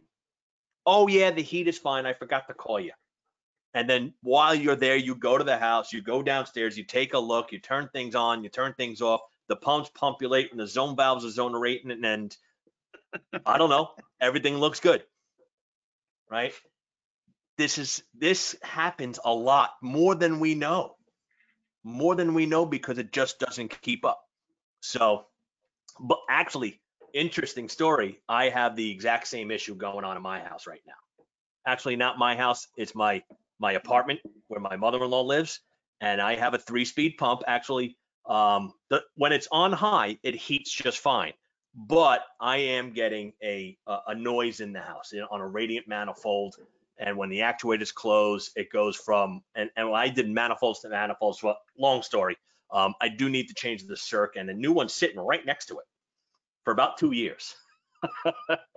So, but normally I run the house on medium speed, and I don't have this harmonic noise that I got going on. But when we hit the really cold design days, it doesn't keep up. My mother-in-law likes it 75 degrees in her house with radiant floor heat. Okay, and all of a sudden, when we hit those cold days, it's 72 and she's cold. So I have to turn the speed of the pump back up again to satisfy. Put it on speed on high, and then she's good. So, yeah, it happens. Bill's got a yes, warning I will call about the boiler manufacturer when it doesn't work again. so Bill's got a warning about long circuitry on baseboard, not to stretch that delta T out because of those pieces of fin tube that are at the end of the run, etc. But no, most of the time, if we were going to design a delta T and stretch it out on a baseboard job, we're going to design accordingly. We're going to have extra fin tube for those lower average water temperatures out on those end zones. And strategically, when we lay out the initial system, we kind of know which one should be supply, which parts of baseboard should be on the supply side, and which ones are accounted for to be on the return side. So that's a good point, Bill. Yeah, and let's take another look at the calculating heat loss and how oversized heat loss and most heat losses are actually are, how overestimated heat loss calculations actually are. I mean, this is not going to be an unusual story for any of you who've done heat loss calculations. But when I was growing up in Harvard, Massachusetts, we had a local wholesaler do all of our heat loss calculations, and every time they would send us back this report on the heat loss calc. We'd send them the blueprints that have a report. It says this system is designed to maintain 72 degrees indoors at -10 outdoors. We used -10 in central Massachusetts, northeastern central Massachusetts, as our outdoor design temperature. Now, I lived in that part of Massachusetts for 35 years, and I never once saw it hit -15 or -10. Never even got close. Coldest I ever remember getting was the winter of '93. We hit like 1 below, 2 below for very brief shots of time for about a week and a half, and Time magazine had a cover article that said the next ice age was coming. All right, for that brief period of time. The actual outdoor design criteria for that part of Massachusetts per ASHRAE was 7 above. So every heat loss calculation we did was overstated by 17 degrees in design temperature difference. So at that point, we're looking, even the math that was done for us was faulty. It was exaggerated. So again, we look at that. We look at the reality of the heat load versus what we calculated / estimated. Is there a difference there? How much? I mean, if you look at fudge, even if you do the heat loss calculation by the book, by the numbers, and don't exaggerate a thing, there's enough fudge in there to make us all diabetic. All right. You talk about Rick's laughing because I use that joke every single time. I love it. I love it, man. But infiltration is a guess. Right? Infiltration is based upon a 25-mile-an-hour wind blowing in all 4 directions at the same time. How the hell is that going to happen? All right, but they had to come up with a number. Okay, they had to give you something. So just the built-in numbers are crazy wild, And then you've got, you're doing your dimensions. Okay, this room's 14 3/4 inches, 14 feet 14 3/4 feet by 10 7/8 feet. All right, that's going to be 15 by 11. Yeah. So there's so much fudge built in there anyway. What do you do? What do? You do the best you can, and realize that, boy, oh boy, it's rare to have an underheated house due to something that's been done. Something that's been broken, something that's been installed improperly. Yeah, but when what I've seen is when people don't do the math, generally speaking, do they undersize or do they oversize? Over. Almost every single time, because I'm Yeah. not going to go do, I don't have the time to do it right. All right. So I'm just going to make sure I give them as many BTUs as I possibly can so I don't get that phone call. All right. When people don't do the math, they rarely undersize. They'll oversize to beat the band, but and then there's the boiler replacements, right? The boiler replacements where they just measure the baseboard or whatever, or they do a square footage of the house and multiply it by 35. Okay, 35 BTUs per square foot. That's got to be the load, and throw in a boiler can measure it with that. Now we're talking about just getting out of control oversized. So I'm not as worried about undersizing at that point. I mean, I think back to Cecilia's original question, which was 20 questions ago, but I think it was a really good one, was how far are we comfortable with? Me personally, I'm comfortable with, a couple of blocks on the grid. Yeah. If you look at the pump performance curve, there's grids, right? It's a bunch of boxes on the grid. I'm comfortable with maybe 2 boxes on the grid. Does that make sense? Yeah, makes sense. Yeah. Cool. How are we doing out there? I was on a roll, man. Sorry. Dave, you want to do the Rodney thing? I think he's talking about the boiler loop when we used to pipe up cast iron with a boiler halo or a boiler loop, and we pulled off that with closely spaced tees. Hey, you guys will appreciate this. Who's calling me? Yeah, good man. I just right. talked to him not too long ago. Okay, I'm peeling out here for a minute. Doesn't he know we're busy? Come on. I think he's going to give you some news. Rodney, just keep in mind that we have to come up with a GPM number based on how many BTUs you want to deliver in that boiler. And once we do that, then we look at what is the pressure drop through the boiler's heat exchanger, what is the pressure drop through that wild loop, and all the incidental valves and fittings and air separators and magnetic dirt separators and all the stuff that's within that circuitry. And that's how we size the pump. Don't add any extra in there, but as long as you consider all those things, that will give you an accurate circulator size for that wild loop.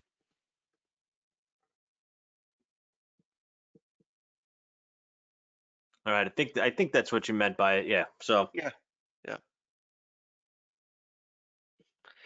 See. All righty. So I'm reading some stuff right now about the Chicago place. Is that Dan? Okay.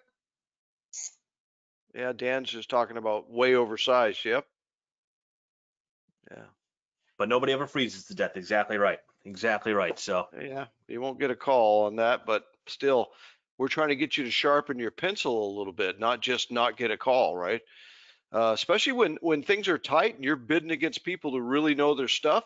They're dotting their I's and crossing their T's. They'll win that bid because they'll know what they can do and still do a good job. If we're just wagging, I had a guy that was a contractor years ago that just said he didn't want to do the math. He just ran 1 inch to all his manifolds, and we were doing a bunch of high-end radiant stuff.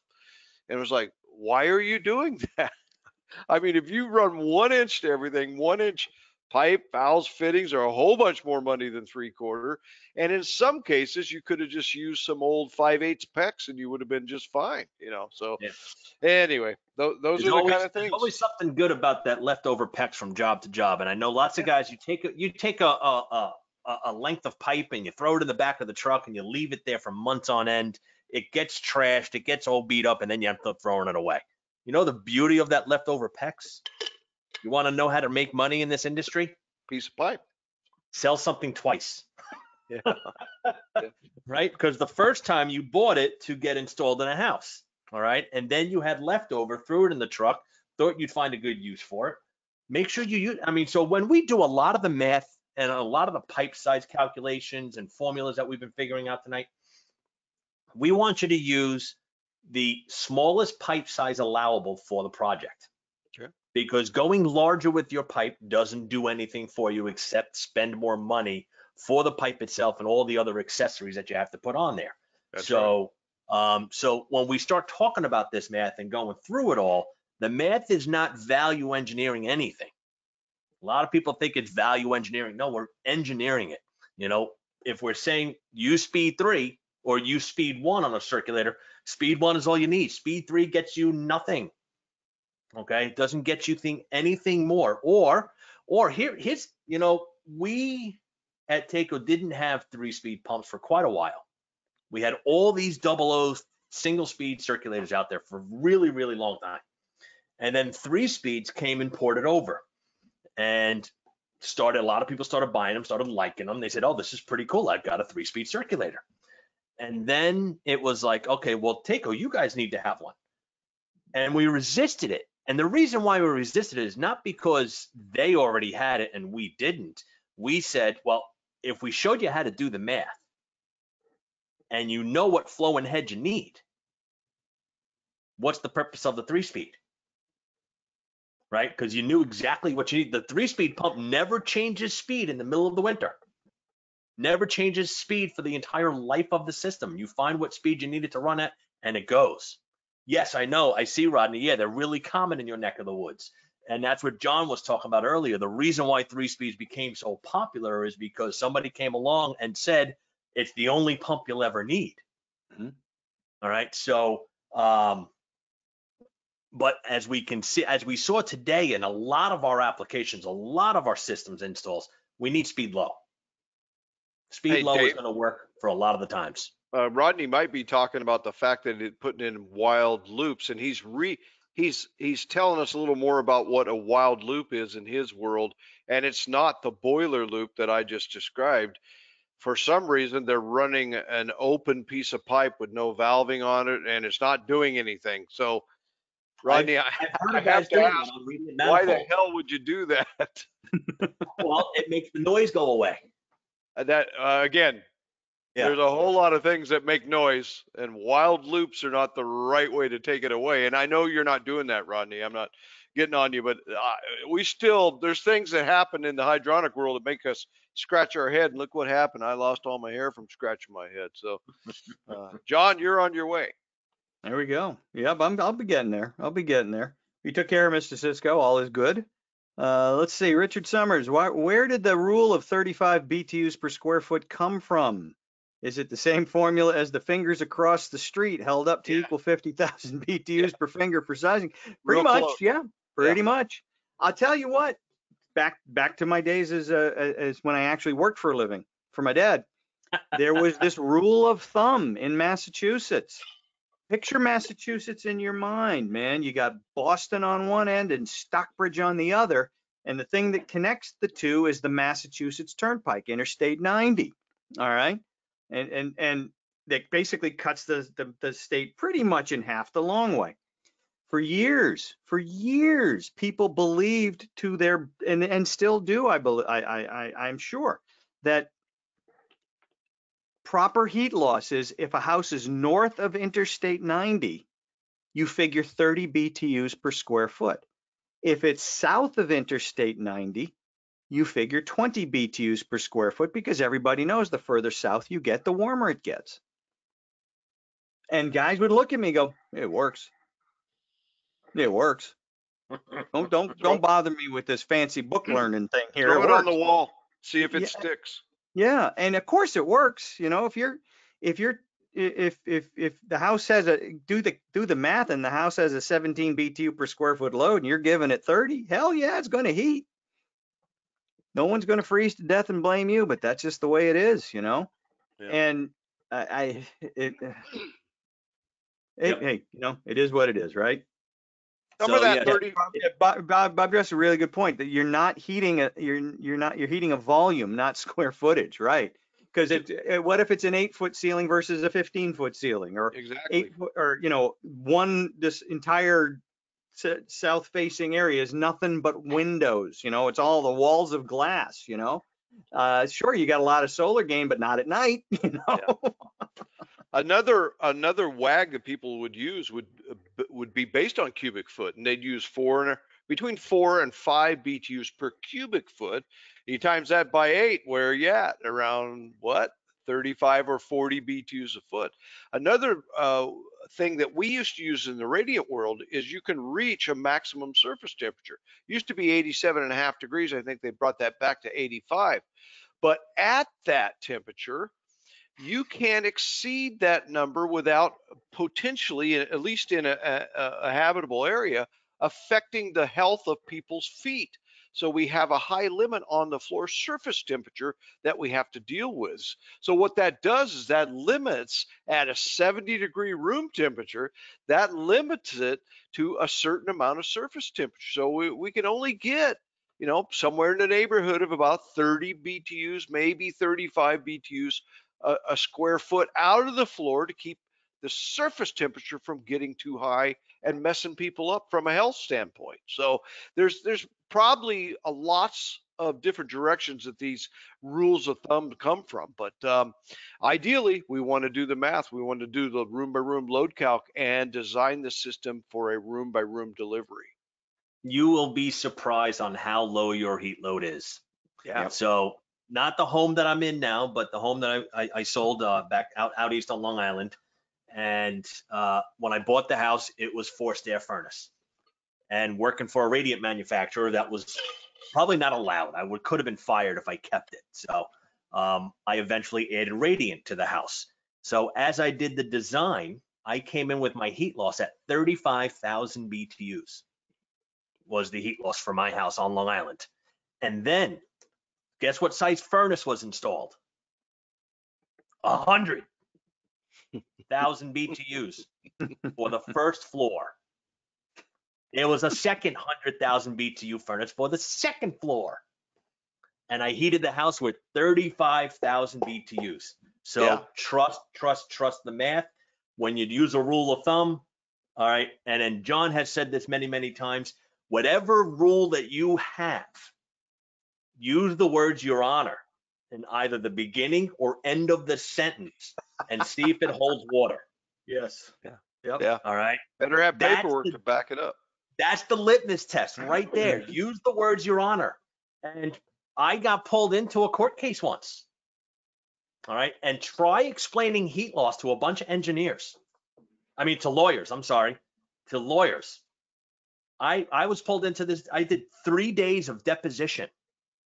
And all they were trying to do was catch me up on different ways of saying the same thing. It was painful. It was really, really painful. They considered me a hydronics heat loss expert because that's what I did for a living. By the end, they considered you a hostile witness, right? Oh my God! I think at the end they realized, okay, we're not going anywhere. Basically, what ended up happening was the homeowners wanted like 77 degrees in the house with a radiant floor system.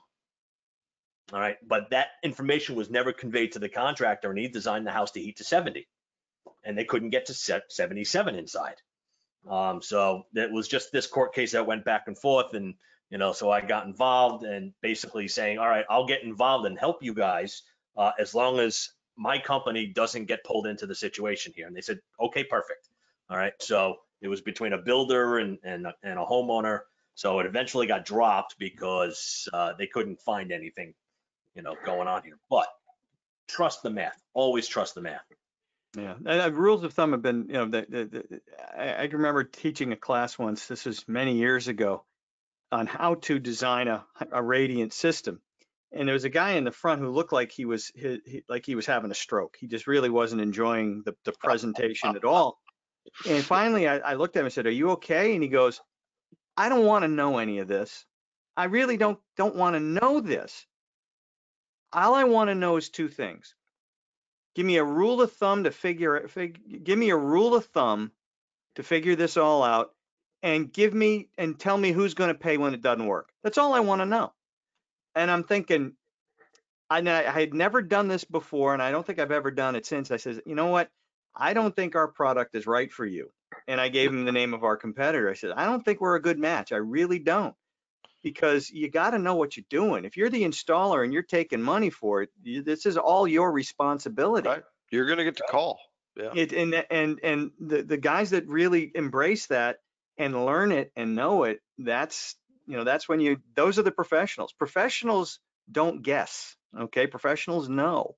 That's one of the definitions of being a professional. Professionals go to classes on Wednesday night and stay for over almost 2 hours, you know? That's what professionals do, because it's an investment in what in your knowledge, and that's just the way it is. We talked about this last week about that whole thing about knowing pump curves and understanding how system curves and pump curves intersect, and how those are the dynamics of a system, and that's inside baseball hydronics, man. That's what professionals embrace. Okay, they want to know that so they can use that and to help them do their jobs better. The glorified handyman say, I don't want to know any of that because it's confusing. Yeah. And I've had guys say to me, I don't want to know anything because if something goes wrong and I don't know anything, they can't blame me. That's right. I said, whoa, I don't, if we're going to consider ourselves a profession, then we have to act professionally. I Yeah. would not want a doctor who says, if I learn too much about anatomy and something goes wrong, people are going to hold me responsible. So no, better yet, you tell me how you want me to take your appendix out. I just give him what the customer what he wants. Said, whoa, no. So yeah, that's it. Yeah, Bob, good point. As soon as you touch it, you're involved. Yeah. Yeah. You own it. That's why if there's a boiler with asbestos on it, I never touched it. I said, no, because I don't want to own this thing. I just don't. And I remember that was one of the few smart things I did when I was a contractor, was walk away from a few jobs that just screamed, trouble, trouble, trouble. Joe Walsh, walk away. Yeah, just turn your pretty head and walk away. That's right, baby. Or this head anyway. So yeah, it was interesting. Yeah, you're right. It was wrong attitude. That guy, I mean, he said, I don't want to know anything. I just want to know a rule. Give me a rule of thumb, and tell me who pays when it doesn't work. And I've had other guys say, hey, we didn't do anything unless you told us to do it. I remember going, and this was a job I went to go troubleshoot for a previous rep of the product, and he said, we didn't do anything unless they told us to do it. I said, so you really didn't think, right? You didn't think about, insulation, things like insulating, the ends of the joist bays before they go outside. I said, well, nobody told us to do that. I said, well, nobody told you to put a roof on the house either, right? But you did, because like that part from the movie A Few Good Men, when they were talking about the manual, it says, show me in the manual where it says how to get to the mess hall. It says, well, I don't think it's in the manual. Well, then did you not eat? I mean, if you won't do anything, if it's not in the manual, how did you eat? Well, I just followed the crowd at chow time. I said, well, okay. You learn to do things that you learn to think. You learn to think. Hey, I got a plug for next week. How many folks out there actually feel really comfortable with the modes of an ECM circulator? Meaning you pull these things out of the box, they've got 3, 4, 5 different modes, and within each of those modes they got multiple settings. How many people out there right now that are still with us feel real comfortable with knowing what to do on the job with that circulator? So give us some feedback. Again, the question is, how comfortable are you with knowing exactly what mode to use in each of the situations you might use an ECM circulator? No, we got a not Steve, very. that's good. Yep. Okay. All right, folks, I'm just telling you, next week, we're going to try to really simplify things from the standpoint of looking at a piping, like a near boiler piping scheme. So pretend you're standing in a mechanical room at midnight on New Year's Eve, and you don't have time to do all the math that we talk about, but you would like to install this high efficiency circulator in place of a standard efficiency circulator that's no longer working. And you'd kind of like to at least get the mode right. Now, depending on what Taco circulator you got, there's several of them that we already have that will actually show you exactly hydraulically what the system is doing. However, what about just getting the concept down? If it's piped this way, then this mode is best suited for that. That's what we're going to cover next week. So just a little plug on what to tune in for next week, and let's get you comfortable with pulling these things out of the box and getting them set up in the right mode. And so come join us. Very good. I'm looking forward to it. I'm looking forward to it. There's a question from Omer. Omer, thank you for being with us tonight, and thank you for your note, by the way. I appreciate that. Will Taco be phasing out phasing out non-ECM pumps soon? I use the 0015E or 0070, but I'm wondering, will the regular 0015s be phased out soon? Really good question, and the answer there is no. We're not going to be phasing these out anytime soon because it's still the lion's share of the industry. I mean, that's when we sell just a ton of these things in all parts of both the U.S. and Canada. I think the bigger question is the Department of Energy, starting in 2020, instituted efficiency guidelines for larger circulators, 1 horsepower and above. Yeah. So any circulator sold, I think after last January 20th or January 27th of 2020, had to be of a certain efficiency if they were 1 horsepower and above, and that dramatically impacted our commercial business in a positive way because we had all these terrific circulators, and we had like 5 years to get that to reach that point. The question had always been, when will that happen for residential circulators? And I think all of us have, I'm going to say, testified before a DOE subcommittee. That sounds really fancy, but we wasn't testifying. They just called us up and asked a couple questions. But when I'm looking to impress people, I said, well, yes, I testified to a subcommittee of the Department of Energy Regulatory Committee, and really it was 2 people on a call. Okay, but it sounds better my way. But they were looking at making rules for regulating smaller circulators as well, the fractional horsepower circulators that we work with. That kind of has been put on hold over the last several years. And originally they were talking about 2023, 2024. I'm going to guess it might be out even further now, if it's even on the horizon. I think it'll eventually happen, and you won't be able to buy those anymore, but we'll make them right up until they say don't buy them. We're selling more ECM circulators now. On the other hand, we're selling more ECM circulators now than we did a year ago or 2 years ago or 5 years ago, because it's going up. It's going up. And the other thing is the other pumps aren't going down. Okay. No, the AC circulators are going up as well, but not at the same trajectory as the ECM circulators. So they're not going to go away. They're just not, because people still buy them. In a lot of cases, it's a price thing. Yeah. You'll see in areas like here in the Northeast, where utility companies give rather substantial energy efficiency rebates for using an ECM circulator instead of a standard efficiency circulator. So they're buying efficiency, if you will. Yeah. And we see that in the New England states, and other areas have varying programs to encourage energy efficiency in circulators, in blower motors, on furnaces, you name it, they're all out there.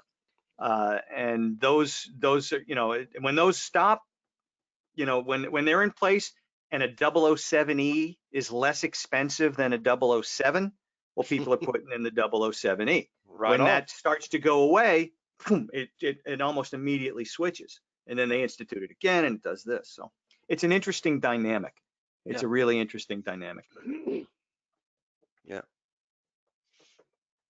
So, but again, the thing about the thing about ECM circulators, and Rick will go over this next week, is it really, a lot of the stuff we talked about both last week and this week, they opened the door for knowledge for the hydronics industry, and really understanding how significant of a problem residential overpumping is. We never really thought about it before the advent of ECM circulators, because we really had no way of addressing it. If you had a 007 and that's what you put in, well, that's what you put in, and the system did what the system did, right? But once you had the ability to vary the speed of the circulator, especially with a delta T circulator, less so with delta P, but especially with delta T, we had the ability to match the flow to the load a lot better.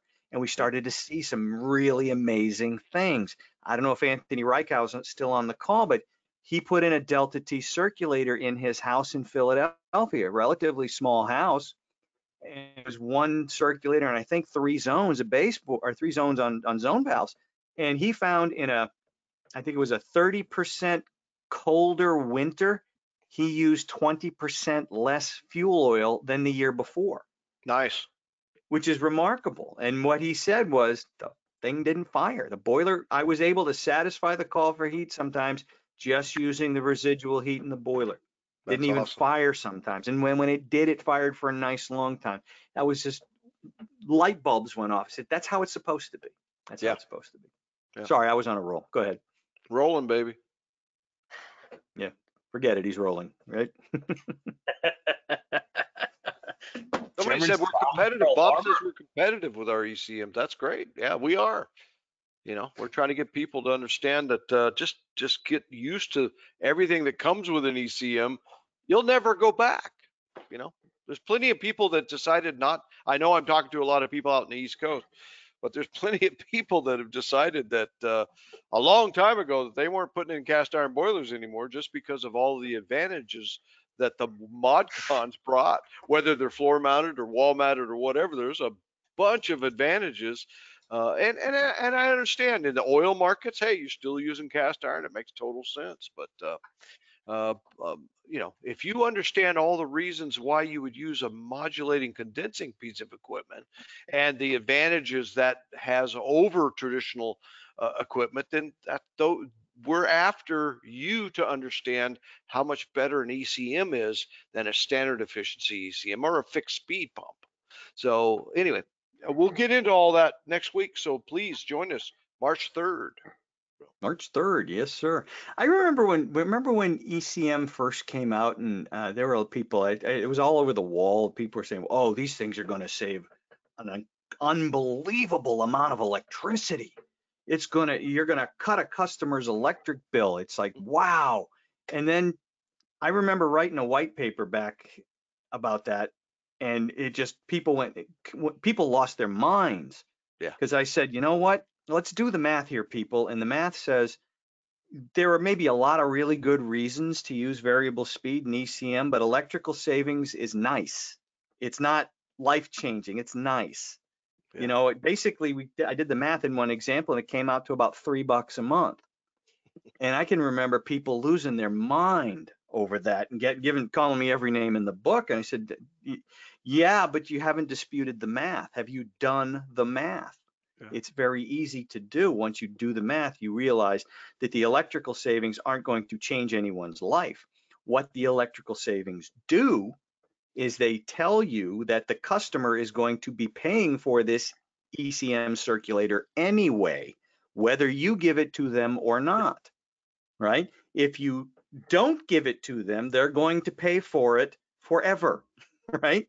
Because their electric bills will be higher, and within 2 or 3 years, what they say would have offset the higher purchase price if there was one, right? And if they do get it, well, they get it, and you have slightly lower electric bills right away, $3-4 a month. It just depends on what your electric rates are and how long it runs. So it's an interesting way to look at it. I think that I tell people all the time, your customer's buying this thing anyway. It's just a matter of whether you give it to them or not. Well, when's it going to pay for itself? Never. It's never going to pay for itself. That's not the point. The only way a circulator will ever pay for itself is if it gets a job. Okay. All right. If it goes out and delivers papers, I don't know. Nobody delivers papers anymore, but you know what I mean. If it gets an Uber route, okay, then it might pay for itself. They don't pay for themselves. Nothing pays for themselves. It's an appliance. No one asks, when is the microwave going to pay for itself? It's the same thing, only different. Right. It's providing you comfort, but it's also really managing the overall effectiveness and efficiency of your system. So a lot of things there. And the cost of home ownership, absolutely. Oh, Christopher has one. Christopher is saying, Yeah. what are the life expectancies on an ECM? He's referencing a 007E, but engineering has told us that we could expect double the life based on a standard permanent split capacitor motor pumps. And we've got Taco 007s that have been out there 30, 40 years working, right? Mm-hmm. So they're saying that the ECM and the amount of the way that it runs different, it runs cooler. It runs at higher RPMs, but it runs cooler based on the DC motor inside, the permanent magnet and everything. They're saying potentially double the life expectancy of a standard efficiency circulator. So hopefully that gives you an idea of another reason why to consider these things as well. So. Or Bill's question right way. after that was a good. Bill's question right after that was a good one. Is if you can change the habit of zoning with circulators and go with an ECM pump and zone valves, now the electrical savings can be pretty large. I'll go you one better there, Bill. It doesn't have to be an ECM pump. No. You don't have to. I mean, if you went with, just think about 5 circulators versus 5 007s versus 1 007 and 5 zone valves. I've cut my electrical consumption by 80%, and I haven't touched an ECM. That's right. And it's because I have 80% fewer pumps. So it's at that point, again, the ECM doesn't enter into it. You don't have to use an ECM for zone pumping. You can use a regular 007, and you're going to get very, very similar reductions. So yeah, it's again one of those things that when these things started to be sold, there was so much misinformation and, to my opinion, nonsense about what they could do. That they were magic. Yep. Yeah. To extend on what Rick was talking about with the life expectancy of circulators, the engineers design our circs to last a minimum 250,000 cycles. Is something turning on and off. That's usually what they design on is cycle count. And 250,000 cycles was a threshold that was discussed probably 50 years ago, when the 007 first came out. But also when you stop and think about 50 years ago, how many zones did we have in our house? 1. Yeah. All right. So that lasted, it could easily last 18 to 20 years. Now, as we start seeing more and more zones in our houses, and if we start zoning by pump more often, we're going to shorten the lifespan of the circulators, because now we're kicking on and off more often because they're much smaller zones. You go a zone valve system, all right, and circulators, you're going to get less cycles out of your circulator. So just think about it that way too when you are designing your systems. What are you looking for? All right. Is it the electrical savings? Well, the electrical is the electrical cost. All right. Yeah, it's something to consider for your customers because they're going to be paying for the life of the system too, but also and it may not be that much of a difference. I know most people, when they install a system, they just say, well, I'm going to put 4 pumps in because, hey, it's 4 pumps, right? That's what I like to do. And I'm putting 4 pumps in. Okay. When we start thinking about life expectancy, that's when it starts to really come into play. And a lot of people say, well, pumps fail all the time. That's why I like to do pumps. Because if I do zone valves in 1 pump and that pump goes down, now I got no heat in the house. Well, the reason why the pump went down is because we're short cycling it to death because it's in a zone pump style system, because they're working off of experience. And I got no problems with that theory. You think about it that way, but now you got to look at it from the other side. The reason why you see lots of zone pumps that died is because it was in a zone pump system. In a zone valve system, your circs are going to last much longer. Now, granted, if you've got systems, if your customer is an hour and a half, 2 hours away, and you need the reliability of zone pumps out there so they have heat in the other parts of the house, then yes. All right, but think about the cycle count that you're putting through the circulators too. Sorry, rant over. Terry Turner has. I'm sorry, Dave. I'm talking over you. I'm sorry. Nope. Terry Turner has a very good point. Excellent reliability from ECM blower motors for over 25 years, right? Yeah. And here's the thing about an ECM technology, it's not new. ECM technology has been around since 1969. General Electric came up with the first electronically commutated motor way back then. This is not new technology or experimental stuff. This stuff's been around for a long, long time. In fact, Taco Italia, our Italian brothers, our Italian family, they actually introduced the first residential ECM variable speed circulator in the world in 1999-2000. They were not part of Taco at that time. They were part of a company called Ascol. Taco purchased the the circulator manufacturing division of Ascol back in 2015, 2016, thereabouts. So that's how far back our technology goes, even though it wasn't our technology specifically back then. But that's our kind of lineage as far as that goes. Interesting question about if you were to keep one SKU on your truck for ECM circulators, what model would it be for non-commercial? And I see Rick had mentioned something about the 0018E. I think that's a really good choice because you have infinitely adjustable fixed speed, right? You have proportional pressure for those weird times you might need proportional pressure. You have using the Bluetooth app, you have 9 constant pressure curve settings.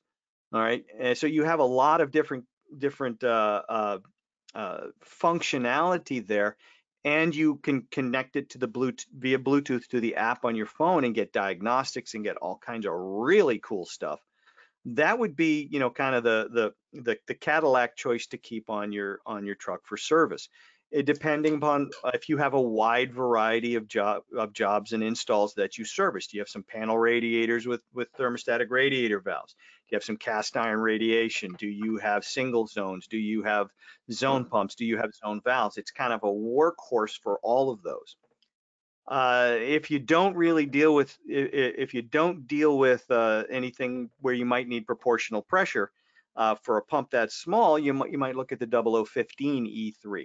It's a 3-setting, pretty versatile pump, 5 foot ahead, 10 foot ahead, constant pressure settings, or fixed speed, full speed. You can use Delta P as a zone pump, and it'll find its happy spot whether you pick 5 foot or 10 foot ahead. It's just a matter of which one's the right one for that application. So it's a toss-up. I'd say either one. And then, Rick, you said, if you go from the 0018E up to the 0034E, you cover a pretty wide range. Yeah, 120 circulators. How'd you like to have 2 SKUs on your truck and cover 120 pumps that are out there as competitors, as well as Taco replacements? So it's phenomenal what ECM technology is doing for us. So you folks, all the more reason to consider. Very good. Very good. The other half of which one you would keep on the truck is you forgot to mention the universal flange too. Oh yeah. There you go. Yes. Yeah, you ding, do it ding, on ding, we have a winner. And you'll never have to worry about what the orientation is and never touch a flange that's been there for a long time. Yeah, that's right. Right. Very good. Very good point. Very good point. And the follow-up was, what's the plus on the 0034E? Rick, Okay. what's the plus part on the 0034E? It's the way that the human gets to interface with the pump. Now we've got some buttons and we have digital readouts that we can see what's going on. We can actually set the circulator up so we can ultimately get to see the flow and the head. Those are the 2 things that we use to size a pump. That's what anybody that walks into a job should have some idea of what that means. And now we actually get to show you what it's doing.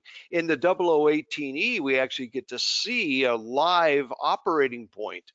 With the 0034E, we actually get to read it in a digital format. So very good. Very good. Let's see. What do we have here? At the point, 2 to 3 hour away job, 2 ECMs in parallel. Tell the customer to only turn the other one on if the first one fails. All right. Yeah. If you have a zone valve job and if it's way the heck away, yeah, put in 2 pumps. This one's a spare, just in case. Sure. Yeah. Why not? You can do it. Yeah. How many boilers you putting in? Colin, just asking. Because that one boiler goes down, don't they want an extra one? Because I'm just saying. Yeah. Redundancy means redundancy. That's right. Say it again. I guess John and I are on the same thoughts there because I just typed all of that exactly. Very good. Very good. I think we've been hanging out together way too much. So way too long. Way too long. All right. Let's see what else we have here. One other thing I love about the 0018E is seeing the runtime and shutdown, so I can see the runtime on a specific zone. Absolutely. Yeah. And it gives you the total runtime and the total number of cycles.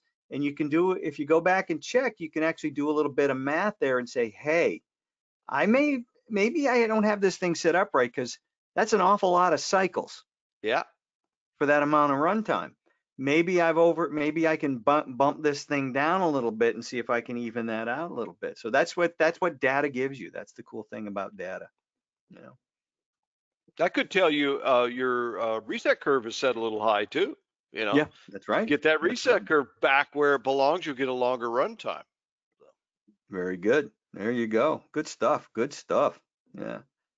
All right. I like this from Bob. We don't carry the 0018E, but we will by next week.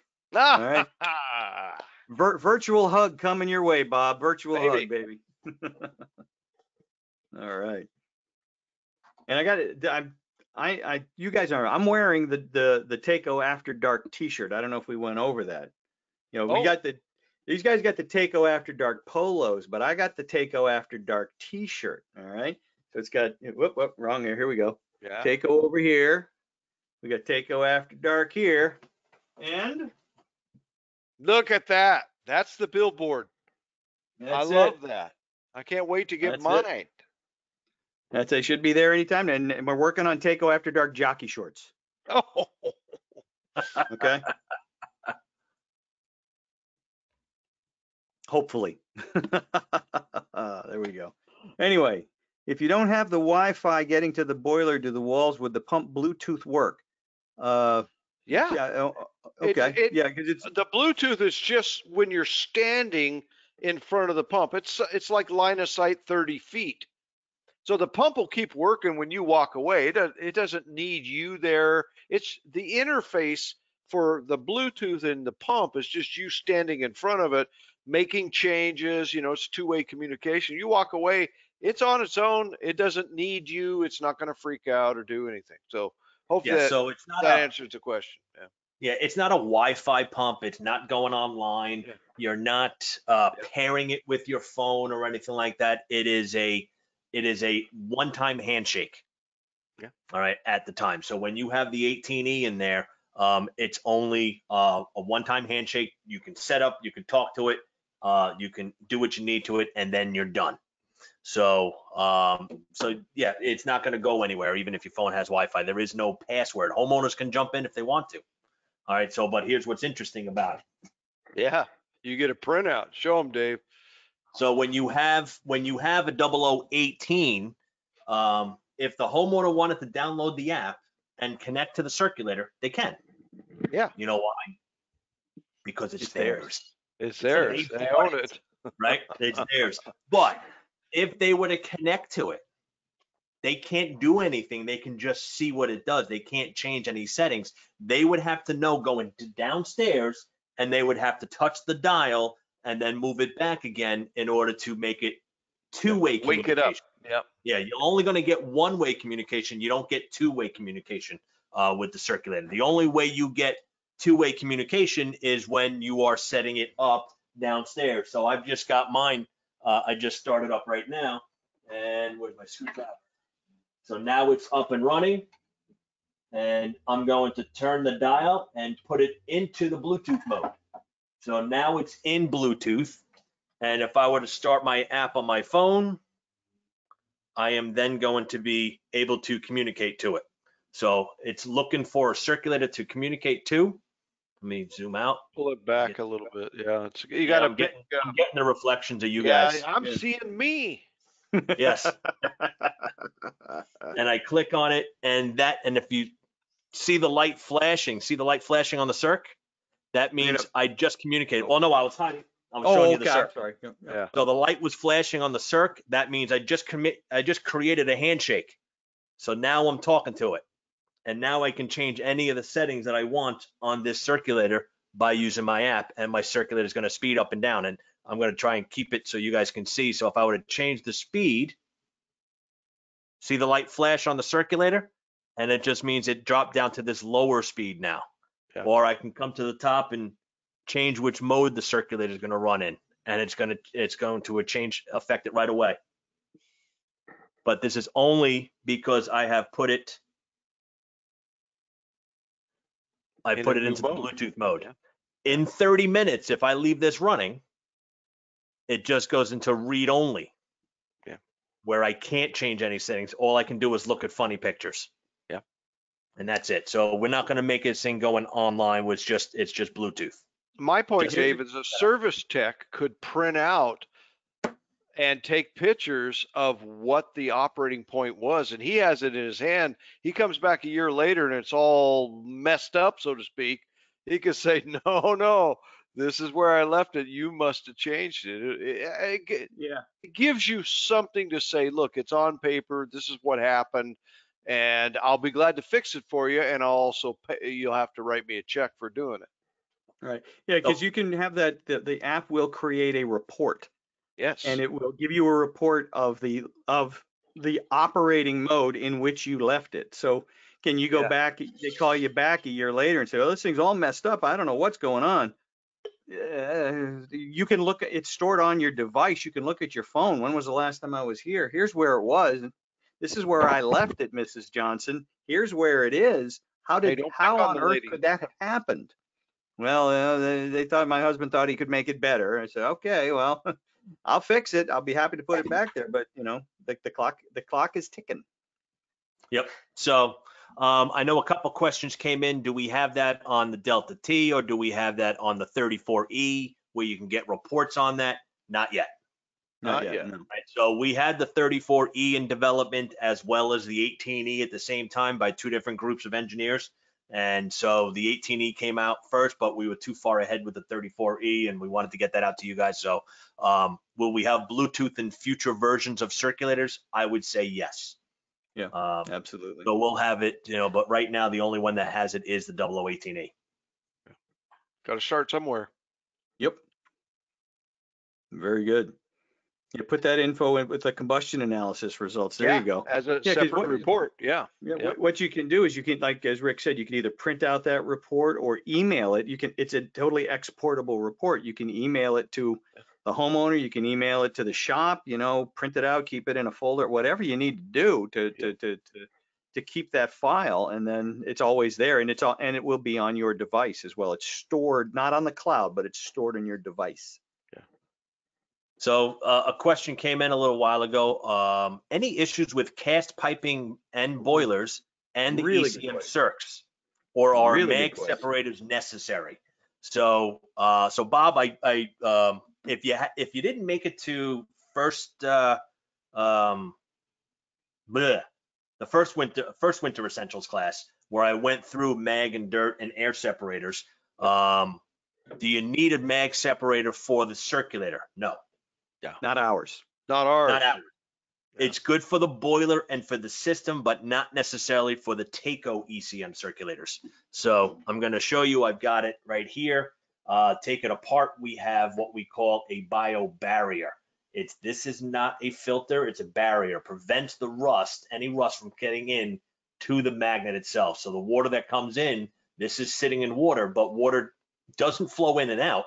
It prevents any of the rust that's in the water from passing through that filter, that barrier, and getting to the magnet itself. So no, it's not necessary for our circs, but it would be, if you think you've got issues, consider it for your boiler, and the connected load is probably better than it is necessary for the circulator. So, however, if you use something that's not a green ECM circulator like ours with the letter T on top of it, then you might need one.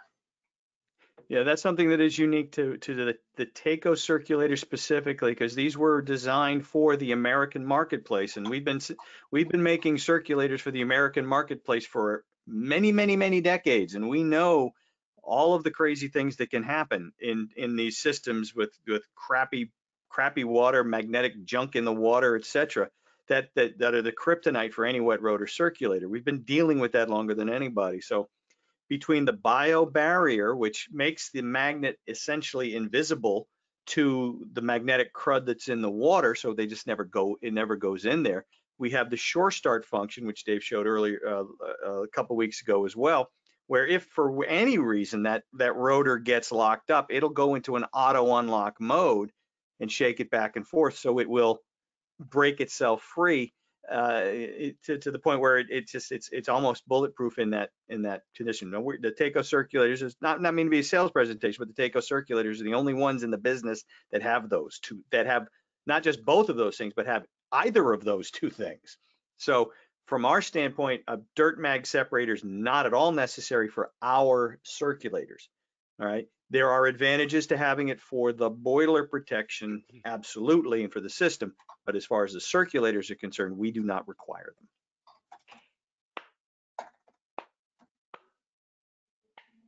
He said as a hush fell over the pool room. Yeah. They come walking in off the street. But the cost of installing a dirt mag is cheaper than coming back to do a failed pump or boiler. Absolutely, yes. Boiler's heat exchanger is a lot more money than a circulator most of the Yep. time. Yep, I would. I mean, for me, we sell a dirt mag separator, a really nice, simple one. Yeah. For boilers, absolutely. Absolutely put it in. Not necessary for our circulator though, but if you have it in, you have it in. So it's not a bad thing. Well, we take out the big chunks, and big chunks is down to 40 microns. 40 microns, folks, is the size of pollen floating around, getting in your eyes and in your nose and stuff. So again, is there particulate less than 40 microns? Yes. Could it possibly get into the magnet? Yes. But then, as John has already said, we got the ability, if that were to lock us up, we have the ability to shake ourselves loose and keep going. So again, people have taken our pumps apart and had a bio in there, but it's this really, really small stuff when we take out the big chunks. We do a really good job. The good thing, you talk to our reps all around North America, and you don't have a big bone pile pallet full of old failed Taco ECM products. The good thing is these things work. They just keep working. It's the design. Very good. And Dan Cook, the boiler man, says, yes, please protect your boilers. Nothing worse than a contractor not cleaning or protecting the system water to protect the entire system. Absolutely. Yes. And we did if you go back on YouTube, Taco's YouTube channel or Mechanical Hub's YouTube channel, and go back to last summer, Taco After Dark's the summer series last summer. We had a presentation with Patrick S. Patrick S. from Mondale and Associates, who is the Taco rep in Minnesota, but they also rep Fernox. And Patrick we invited on because Patrick is one of the most knowledgeable water treatment experts I've ever met. And he did a beautiful presentation on the finer points of water treatment, how it works, why it works, the advantages of it, how it can be done very easily.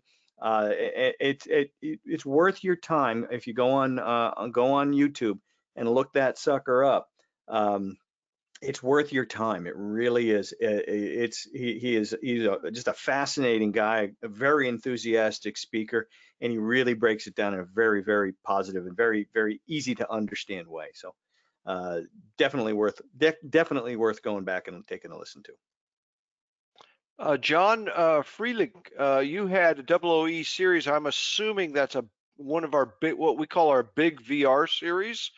The big VR series, which is 3452s, the 15 through 30 VR 15 through 30, up to 3-inch pumps. Those don't have a bio barrier in them. So just clarifying that. So yeah, it wasn't one of those there, John. So yeah, it's just the smaller 6 3/8, 6.5 inch flange to flange dimension that's going to have that that bio barrier built into it. The larger ones do not have that. Yeah. But Rick, I don't know off the top of my head, 26E and 34E have the bio barrier? Yes. Okay. The only one that won't is something that's not released yet. We're about to expand the 44 watt, the little pump in stainless steel. So we have about 6 more units coming out. And because they're particularly meant to be used in domestic hot water applications, they chose to keep the bio barrier out of those. But everything else pretty much has it in there. So. But it still has, those still will have the sure start in the air. Yes, it has sure start. It sees the air. It has all that stuff in it. Yeah. Yeah, meant in an open system, so you're not going to have rust. It's usually a flow-through style system. So yeah, nothing to rust out in those jobs if you have to use a stainless steel later. Yeah. Very Excellent. good. All right. Ooh. This think has everybody's been good. slowing I mean, down. and again, say that, Dave? I think everybody's slowing down a little bit. I'm not sure. Yeah, I know we're 2.5 hours in again. Another 2.5 hours in, we still have 80 people out there. So this is really Zach's cool. looking for a 009. That's our O pump. You know, it's got a curve that looks like this. It's almost vertical. He's wanting to know if we're going to have that in the ECM version, and Oh, I don't think so. it'll be a while. Yeah, the 009 is a weird pump, and Yeah. it was really intended for some very specific uses. One of them was as a booster pump for drain. Try that again, Say it John. again. Drain back solar systems. That's an open system, right? And what you would do there is that's one time you'd have to factor in the lift. You had Yep. your regular solar pump that would run the solar system, but the 009 was a booster pump to fill the drain back solar panel, go over the top and fill up the drain back tank to complete to make it a completely closed circuit. And once that's done, the 009 would shut off and then the regular solar pump would take over. That's really the one of the key uses for it, because it's such a low flow, super high head. Very rarely would you put that in a house. I can't for regular pumping process. My wife is accusing me of watching. Hey, Bill. I was laughing at that earlier. That's funny. Back to water quality. What effect, if any, does it have on the impellers? In these circulators, the impellers are a composite material, so none really. Very little, if any, effect on the impellers themselves.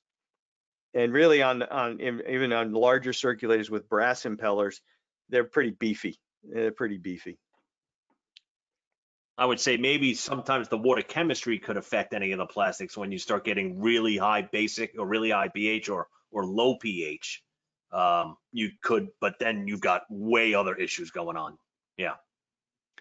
John Freeling's telling us it was a VT2218 where he had that issue, and I think we had a different early ones. We had a different bio barrier in that, so that it could have been one of those instances. Sure, I would think so. So hopefully we took care of that for you, John. And if not, contact one of us and we'll see what we can do. There you go. It is weird, but guys using it on DHW recirc are not great at purging the system. Yes, you're right. That's one of the things we always hear about. Well, this pump burned out. Well, what happened? Well, it got airbound in a DHW system and it wasn't doing anything, and that's how it burned out. So yeah, that is a function of purging. Here's one that Bob Clark's asking that actually we have an advantage, not we, but everybody that uses ECM. And ECM actually converts the power, right? It brings AC, you know, we bring power to the pump or plug it in with AC, but it does a conversion. And that does give somewhat of a buffering effect as the power, you know, wanes. Okay, we get a brownout situation or a little bit of bump in there. The whole DC conversion actually helps that. We're not as affected by power brownouts or spikes as a regular AC circulator would be. Hopefully that answers that question, Bob. Yeah, so compared to ECM blower motors, it was such much lower voltage too, or lower amperage. I think that would make a difference as well. Yeah, when you take a look at our ECM circulator now, so here's the entire, you know, right here is the casing. All right, from here, this black stripe, that's your motor. Yep. Inside the green part here is a circuit board. All right, and so the circuitry is what's really controlling everything coming down into the motor itself. So the motor is much smaller, and the circuit board is going to be that protection, so to speak, from any of the fluctuations that we have going on there. And it can handle quite a wide range of fluctuations built into that circ.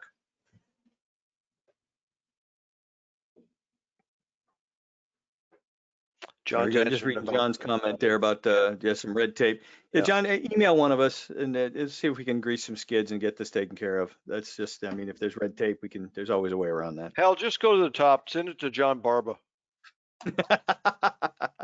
Don't mess with us too. Yeah, and I'll send it downhill. There we go. Oh, here we go. Lots of failures of 00R pump rotors seizing Ah. on outdoor boilers. Are these 0015. misapplied? Yeah. 00R, that was the original 0015 3-speed. Yeah. We called it the 00R 3-speed, or the 00H are actually called the 00R for a radiant pump. The single speed 00H were called that because those curves really do apply to radiant very, very well. Outdoor wood boilers, are they misapplied? Absolutely. An outdoor wood boiler is an open system. You must have a stainless steel flute. It must be designed for an open system. All right. Yeah. It's got to be an all bronze or stainless steel circulator. You put a cast iron circulator in there, it is a sacrificial anode rod. You will be replacing them with great regularity. That's the reality. It's just the way it is. Generally speaking, they are open systems, but there are a few that are closed. So we just want to clarify that, Ron, is that most of those wood boilers are open systems. You might look and see which one you have and make sure. And I would also venture to say with a 00R or 008 or 0015, and it is an open system, it's not even just the cast iron portion of it that is being misapplied, but on those systems, you're looking for a high flow, low head. And if it's an open system, you may not have enough static head Right. on the suction side of the circulator where you're going to kill some things too. Yeah. So that comes up. and it could also be where it's installed. You want any circulator that's on an open system needs to have as much water above it as possible to give you static weight going down. So if sometimes it needs digging a trench and putting the pump in the ground in order to get some static on top of it in order for it to circulate properly, could also be the issue. I run into that a lot here on the East Coast when we try to take 00 circs and tie them onto steam boilers on the wet leg on a steam boiler and trying to put some heat on the first floor someplace, and a lot of times it doesn't work. It's better to do the basement space and get that pump as low as possible. You got to pipe it down and then come back up again. So that happens a lot. Same idea when you're looking at these open wood boilers. Dan Cook says he's going out for dinner. So see you next week. All right, Dan, have a good week. And what's the ice cream of the evening? Are we still doing that? Do you do that? Do you do that in the wintertime, Dan? Is there going to be ice cream tonight? That's what I want to know. Yeah. Share it with us. Yeah, that's it. You see Bubbles, Roger's. I believe it's Bubbles is the ice cream shop. So if Bubbles is still open in the winter, not sure. Or even is Bubbles open during COVID right now? So we got a question from Roger. Yeah, Delta T is important regardless of the weather. It just, what we're trying to do is get the pump to operate at a, so that the temperature differential across the system is ideal on all situations. Again, unless you got a pump that's going to automatically vary its speed, you're using a fixed speed pump. And as it warms up, that Delta T is going to tighten. There's, if I don't have much of a load, then the Delta T will tighten. There's really no way around that. So if I'm understanding that right. So yeah, I remember sitting in on a webinar where someone was trying to, again, they were kind of an anti-Delta T pumping kind of an approach. And they were saying, well, you want the Delta T needs to get tighter as it gets warmer up. So we'll get heat out of a heat emitter. I said, that makes no sense at all. We want to make sure we get more heat out of a heat emitter with a higher average water temperature, because when the Delta T narrows up, the average water temperature is going to be a little bit higher. So we're going to do that so we get more output out of a foot of baseboard or whatever when it's warm out. That makes no sense to me whatsoever. I don't understand it, but that was the point. Said, no, it has to do that. And I said, no, it doesn't have to do that in order to work. It does that because we have a higher flow rate compared to the load. We're not taking as many BTUs out of the water, so of course the Delta T is going to get snugger. But and Dan is going to have mint chocolate chip tonight. Thank you, Dan. Good, a good choice. Quick, I just want to pull you guys. Favorite ice cream, Dave? What's your favorite ice cream? Oh, me, it's got to be a Rocky Road. Rocky Road. Good call. Rocky Good Road. call. Yep. Rick? Jamocha almond fudge. Oh, very eclectic, but from you I expect nothing less.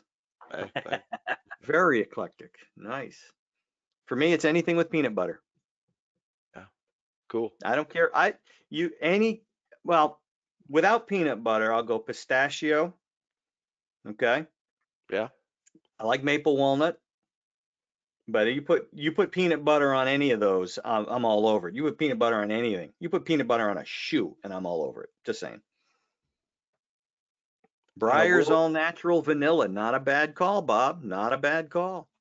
Will's got a big 2400, a 70, and some issues there. Will, again, depending on fluid quality, depending on application, depending on sizing, based on what that job actually needed and what pump was put in there, that might be something you want to run by your local wholesaler / rep. And let's see, if you've had one go out on you, then we need to have a look at that pump and probably give you some feedback on what we think might have caused that issue. So yeah, seals on 2400s, they can be, it depends on the water quality does play a role. That definitely does play a role. Absolutely, yeah. And water quality is one, water chemistry, any chemicals that are being added to it. Yeah. And a 2400 is not a wet rotor circulator. Right. All right. It's a direct coupled circulator. And basically what happens is it's the seal that you have in the system. And what you have is two surfaces that are spinning like this, what creates the seal. And it's actually got a taper to it. So where it allows water to come in one side, and basically that's what's lubricating the two seals. And if you've got some chemistry, any chemicals or some things that are in the water itself can actually mar those surfaces. So there are some chemicals that get added to the system that coat surfaces to prevent any inhibitors, to prevent rusting. That is something that's going to coat those two surfaces that happen in there. So that ends up happening quite often, and you end up pulling a circ out and you put something else, another brand in there, and it doesn't have that issue. Well, that's because those surfaces didn't get coated with that chemical that was added to the water itself, and now everything is fine. And so everybody turns around and says, "Oh, that pump is crap." May need to check on what you've got. I see, Will, you put some Fernox in there, so we may have to double check and see what's going on there. If you had two circs in one time, I would say the best thing is to try to hook up with the local rep in the area. If you're not sure who that is, get in contact with one of us. Take a look at the Takeo app. Actually, can do a search for you. Sure. For your rep out there. Yeah. I will send you my email if you're not sure who your rep is. Richard Summers says, "Have you ever had peanut butter with blue cheese?" No. How about bacon and ice cream? But I want to. How do you do peanut butter and blue cheese? Hit Richard, details, baby, details. Peanut butter and blue cheese on bread. So it's a peanut butter, throw some blue cheese on there, not gorgonzola, blue cheese, and make it a sandwich. John, you can't have cheese, can you? I got I'm an email. Vegan, I'm vegetarian. That's right. I got an email earlier today that we should probably consider doing a Takeo after dark cooking class, because we always end up starting to turn back to food here and there. Yeah. Yep. It's a Takeo after dark goes to Flavor Town. There we go.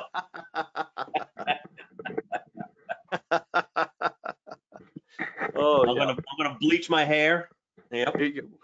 It's an empty gesture, Dave. I'm gonna bleach everything up. I'm gonna get all tatted. I could bleach my hair and give it the little guy look. Well, not There you really. go. Never mind. That's an empty gesture too. Dave and I spent back when we could travel and we would travel together on occasion. We spent several weeks hitting as many diners, drive-ins, and dives as we could. There were a bunch in Rhode Island and southeastern Mass, and we went to other places too, didn't we? Then we started doing it on our own. Yeah. So then we were texting each other once. Hey, look at this! I'm in Jersey. I'm at another one. So Yep. yeah, the triple D joints. Oh yes. Yeah. When I lived in Minnesota, there were several in Minnesota that I would hit. Been to a few others. Haven't been to one in a while. Haven't been one in a No, while. haven't been out much. I haven't been to a restaurant in a while either. So Yeah, there's that too. A lot of takeout, man. A lot of takeout. well, I realize why Guy has quite a few shows in Massachusetts and Rhode Island. His wife is That's from where Rhode Island. his wife is from here. Yeah, he's from Yeah. California, and the wife is from here. So any chance he has to come back and be with the in-laws, he does it through work. Kind of let work pick the bill. Yeah. Why not? Why not? All right. Okay, well, we're down to less than 70 people. I think it might be a good time for us to say, hey, now that we've devolved into talking about diners, drive-ins, and dives, and dyeing our hair and eating peanut butter and blue cheese sandwiches, Blue cheese, yes, blue cheese. it might be time for to take a look at the old clock on the wall and see if it's time to say so long for another edition of Takeo After Dark. Last call for questions, guys. Anything you got still sitting out there, now's the time to shoot it out. Otherwise, we will probably have to say Zip so it. long. All righty. Thank you, Colin. Appreciate it. Abdelaziz, thank you very much. Will, Richard, very good. I am going to go buy, we got peanut butter. I am going to go buy some blue cheese, man. I am going to try that. Oh, Toast, man. any kind of bread. What kind of bread, Richard? Real quick. Does the type of bread matter? Dave's Killer Bread. I would think it might. White bread. So like Wonder Bread kind of white bread. Okay.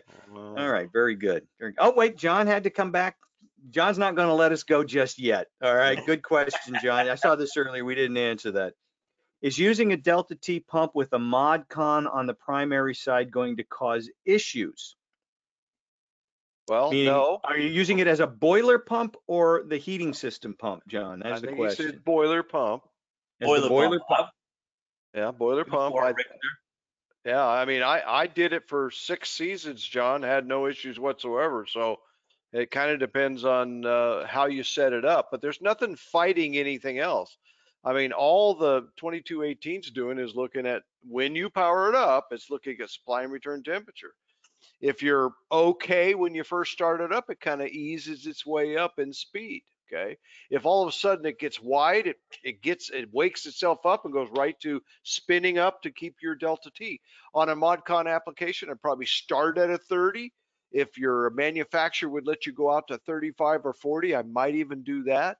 But the boiler's looking at when it gets a call for heat, it typically does this. It looks at on a central heating call, which is what you're saying here. It looks at the outdoor temperature and it says, okay, what should my supply water temperature be? And it says, okay, let's fire up. And it's got PID logic. It sees how far away it is, how long that's been, how quickly it's approaching, and all that good stuff. And it fires accordingly. It doesn't know anything about how much flow is going through its heat exchanger except what the Delta T is across the heat exchanger. And as long as the pump is moving fluid through there appropriately, right, it's never going to get too wide and the boiler never going to know the difference. So again, I've witnessed, I've lived with that scenario that you're bringing up right there, and it's worked flawlessly for 6 seasons. It's on its 6th season now. I just sold the house just a couple months ago, but the people have my cell phone number. If there's ever anything, I'm going to hear about it. So anyway, hopefully that answers your question. And just to back that up, what about the boiler manufacturers that already have the same technology in that what they do is they take a 0 to 10 signal, send it to the boiler circulator, and they base the pump speed on the Delta T setting that you set up in the boiler manufacturer. For instance, if they say if it comes out of the box at 30, then they're going to spin the pump up and down with a 0 to 10 signal to give you the Delta T that you want across that boiler's heat exchanger. Remember, boilers don't have flow reading devices in it. They don't know that what the actual flow rate through the heat exchanger is, but they do know if the Delta T ever exceeds a certain number, it's about 25C or 45F, then that's about the only time they ever get excited. So again, keep it at 30, 35, whatever the boiler manufacturer will let you go out to, and you should see no issues whatsoever. That's been my experience. I will add one thing to that though. There are some boiler manufacturers that will say that you don't need to do the primary circulator, secondary circulator. You can do a straight through piping Sure. heating system. Yeah. If you end up doing delta T there, then you end up getting some funky stuff that can happen, because it is designed as a single zone style system. If you do multiple zones after that with one pump, then I have run into issues where it doesn't work. And the analogy that I have now is you've got one car, two drivers, right? The boiler starts to modulate, and then the pump modulates, and they end up being, you know, not lined up to each other, and sometimes it bangs back and forth. Will it heat the house? Sure, but it's not doing what you want it to do too. So I've run into that situation on a couple of boiler applications. But if you go ahead and do it with a primary, secondary, Rick has got a puzzled look on his face. Well, no, I'm saying based on what we were just talking about, how was it piped? In and out. He said boiler pump. Oh, no, I agree. Yes. Yeah. Okay. Boiler pump as what John was thinking about. Yes. As a boiler pump, and then you've got secondary pumps. But if you didn't do the boiler pump and secondary pumps, you just did an in-out. Yep. There's a couple of boiler manufacturers that have said, oh, you can do that if it's one zone. Yes. If you do multiple zones, and now all of a sudden you get the one car, two driver syndrome, and it goes back and forth and trying to fight. I haven't experienced that, so I don't know. Yeah, I've had a couple of them here. It was a couple of years ago. Not many people do it anymore, meaning the piping situations and those job sites. So, all right, now we may be able to. Yep, this might be, I think this is a record, 2 hours, 45 minutes. I think this might be the longest one we've done. I think I'm sleeping in tomorrow. I think I am too. I highly doubt it. Yeah, we put in our 8 hours, just not like everybody else, right? All right, folks. Hey, thank you very much. Appreciate it. We're looking forward to seeing you next week. All right. Thank Todd. Appreciate you coming again. Todd Raymond, who is married to Mary Hartman, right? Yeah, Todd, I know you're old enough to remember that one. And John Freilich says it's like a pull me, push you from Dr. Seuss. Absolutely. Yeah. You're absolutely right. All right. Rick, what do we call this? Closely spaced tees. Closely spaced tees, double thumbs up. Yeah. Thank you, everybody. Thumbs, baby.